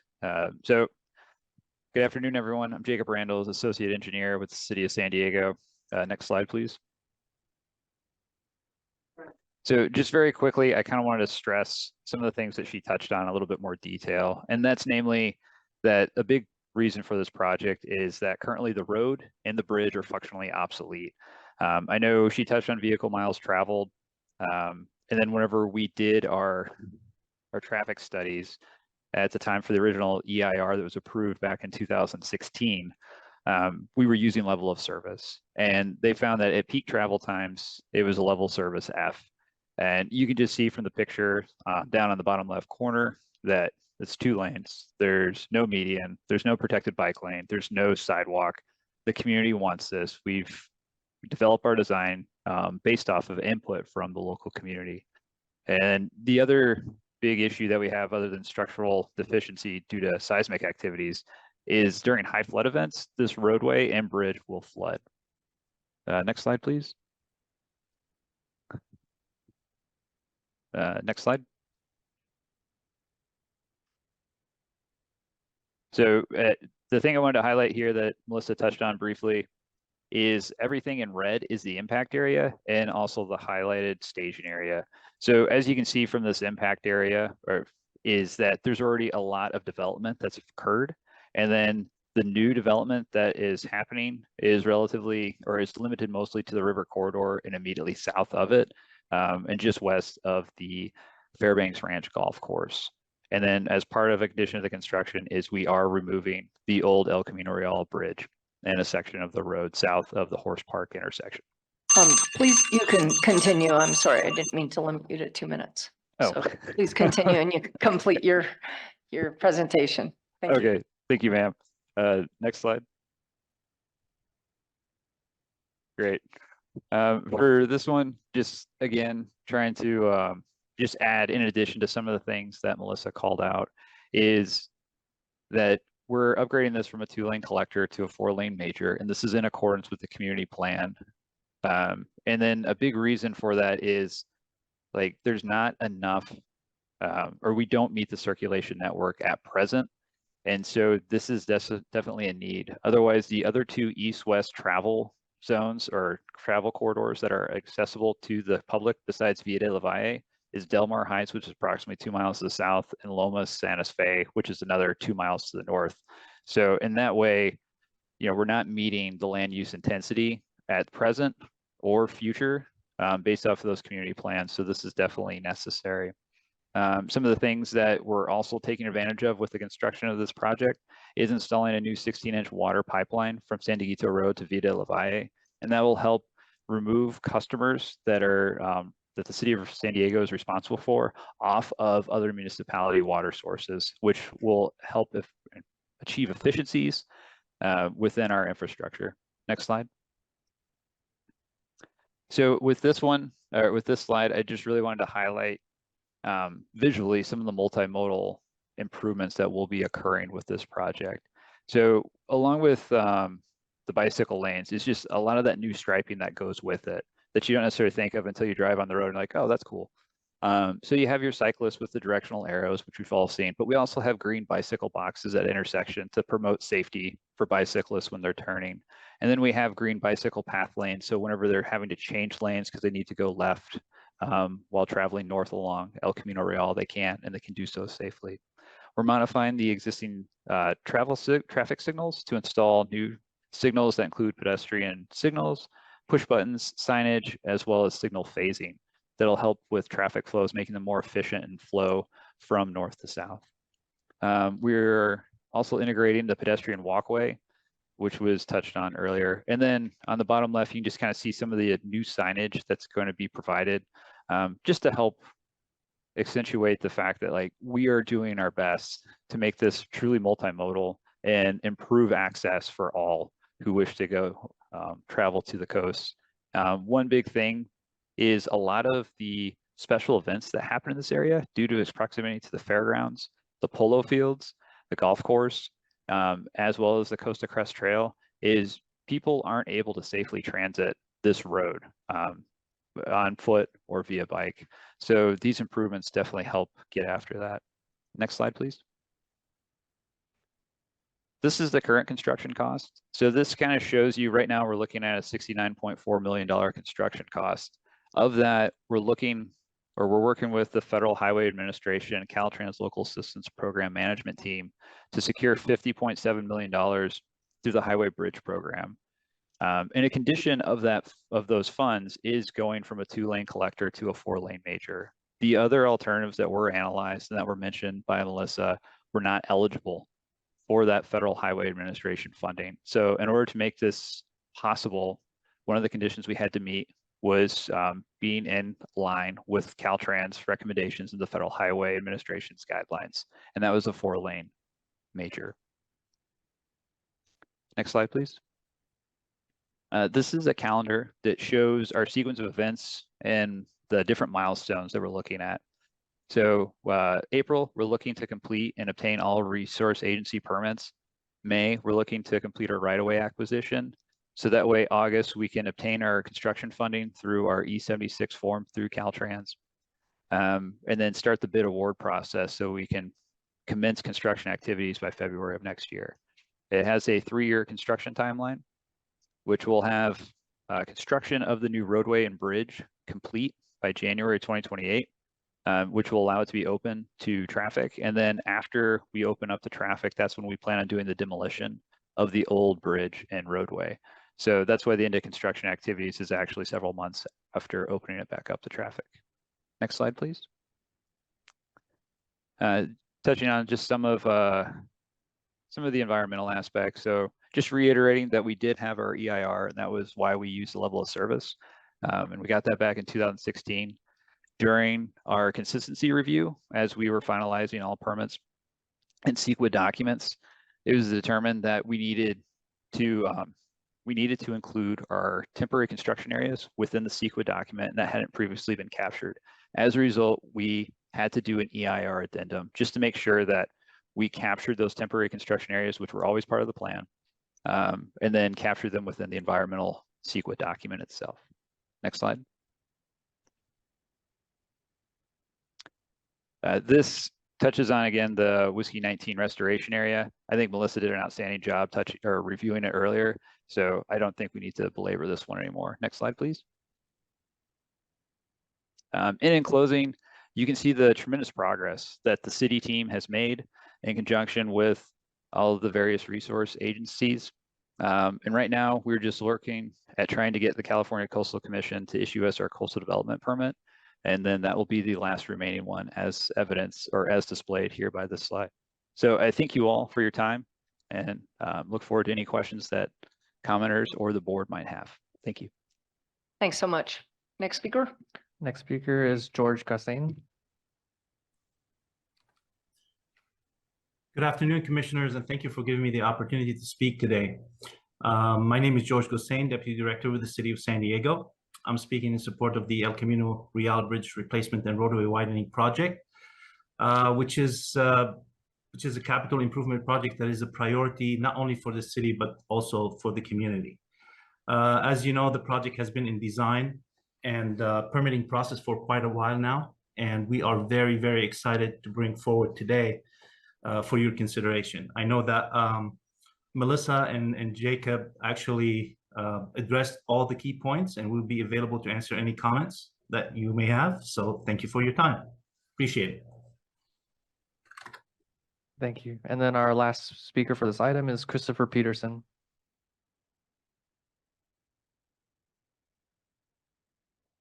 Yeah. Good afternoon, commissioners. I'm Christopher Peterson.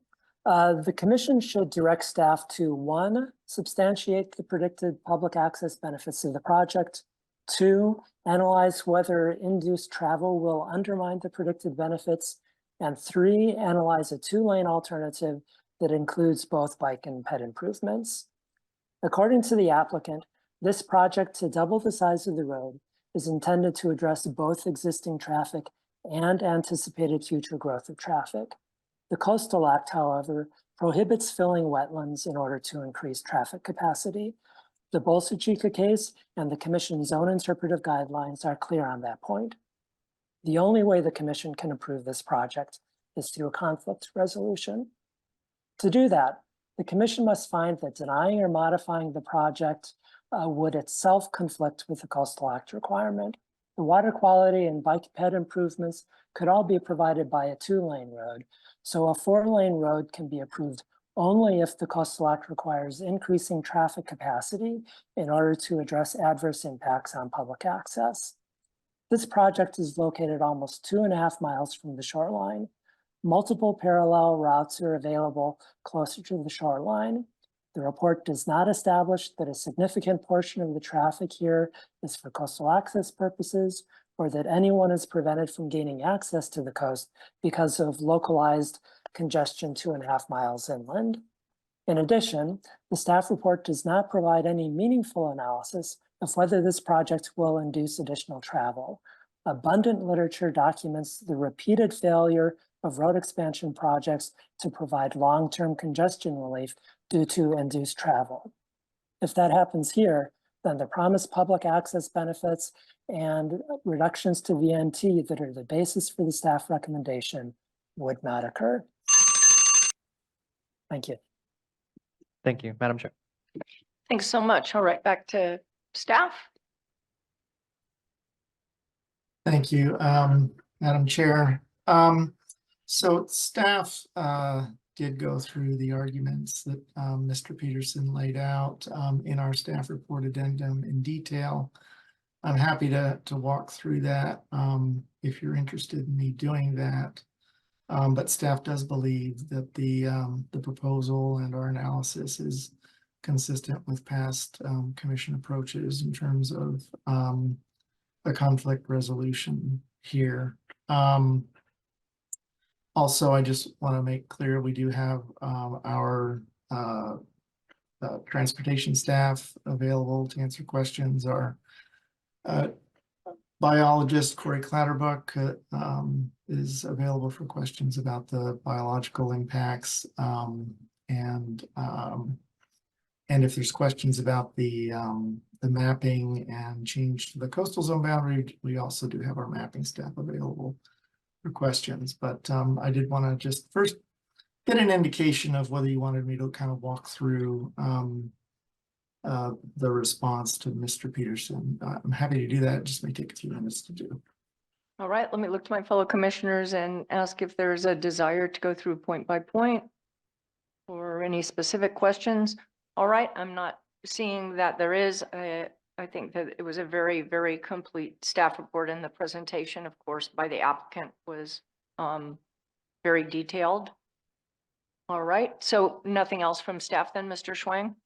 Not for me. I can't see my other colleagues, so I'll let them pipe up if they have anything more. Okay. All right. Then I will bring it back to the commission for any questions, comments, or a motion. And Commissioner Geary. Thank you, Madam Chair. I'd like to make a quick comment and happy to make the motion. I concur with staff's recommendations regarding the conditions. I think that they did a thorough job, especially as it comes to protecting the nesting birds, the kumeyaay, cultural resources. I also think that being familiar with this road, it gets very congested. It's one of the most congested areas in all of San Diego County. So I think this will help alleviate traffic congestion and get people on their bikes. I really like the fact that they're protected bike lanes. So it will help us reduce vehicle miles traveled, greenhouse gas emissions, multimodal access to the coast is great. And I would just like to mention for the record, as there has been some confusion when it comes to the Coastal Commission's role in bike lanes, that this, by my math, would be the 6th bike lane project that we would approve in the last 12 months. That concludes my remarks. Thank you. Second. All right, so would you like to make the motion formally? Thank you. I move that the commission approve coastal development permit 6-22-0196 pursuant to the staff recommendation. I recommend a yes vote. Second. All right, moved by Aguirre, second by Commissioner Rice. Can I make a quick comment? And Commissioner Rice would like to make a comment. Yeah, I just, staff, thank you for the presentation, and folks from the city, thank you for being here and your further sort of picture of what's going to happen. I appreciate all the work that's gone into this. I see this not only as being something that is going to help with mobility and improve safety and get that causeway, that bridge out of the river, but ultimately real water quality improvements, the drainage improvements, really upgrading that system around that roadway is going to make for a lot of environmental improvements generally, in addition to the mitigations downstream. So it looks like a really well thought out project, and can't wait to see it when it's done. All right, thank you very much. We have a motion and a second, so could we have a roll call vote, please? Commissioner Nuttall. Aye. Nuttall, yes. Commissioner Rice. Yes. Rice, yes. Commissioner Uranga. Aye. Uranga, yes. Commissioner Aguirre. Yes. Aguirre, yes. Commissioner O'Malley. Yes. O'Malley, yes. Commissioner Cummings. Aye. Cummings, yes. Commissioner Escalante. Yes. Escalante, yes. Commissioner Harmon.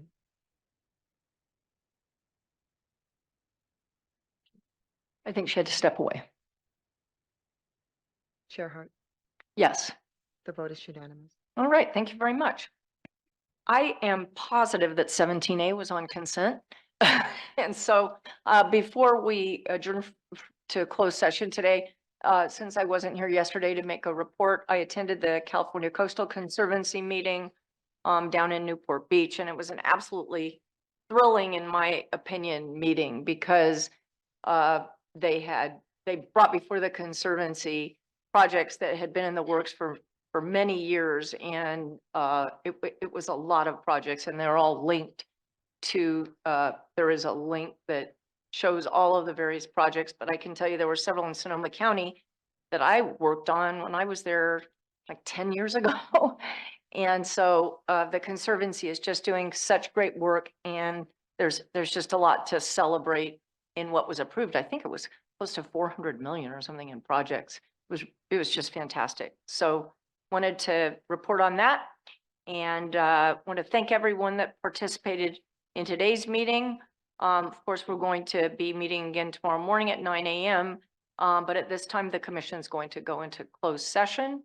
So anyone that is in the room, we'd ask you to step out, and then we'll probably report back in the morning on closed session.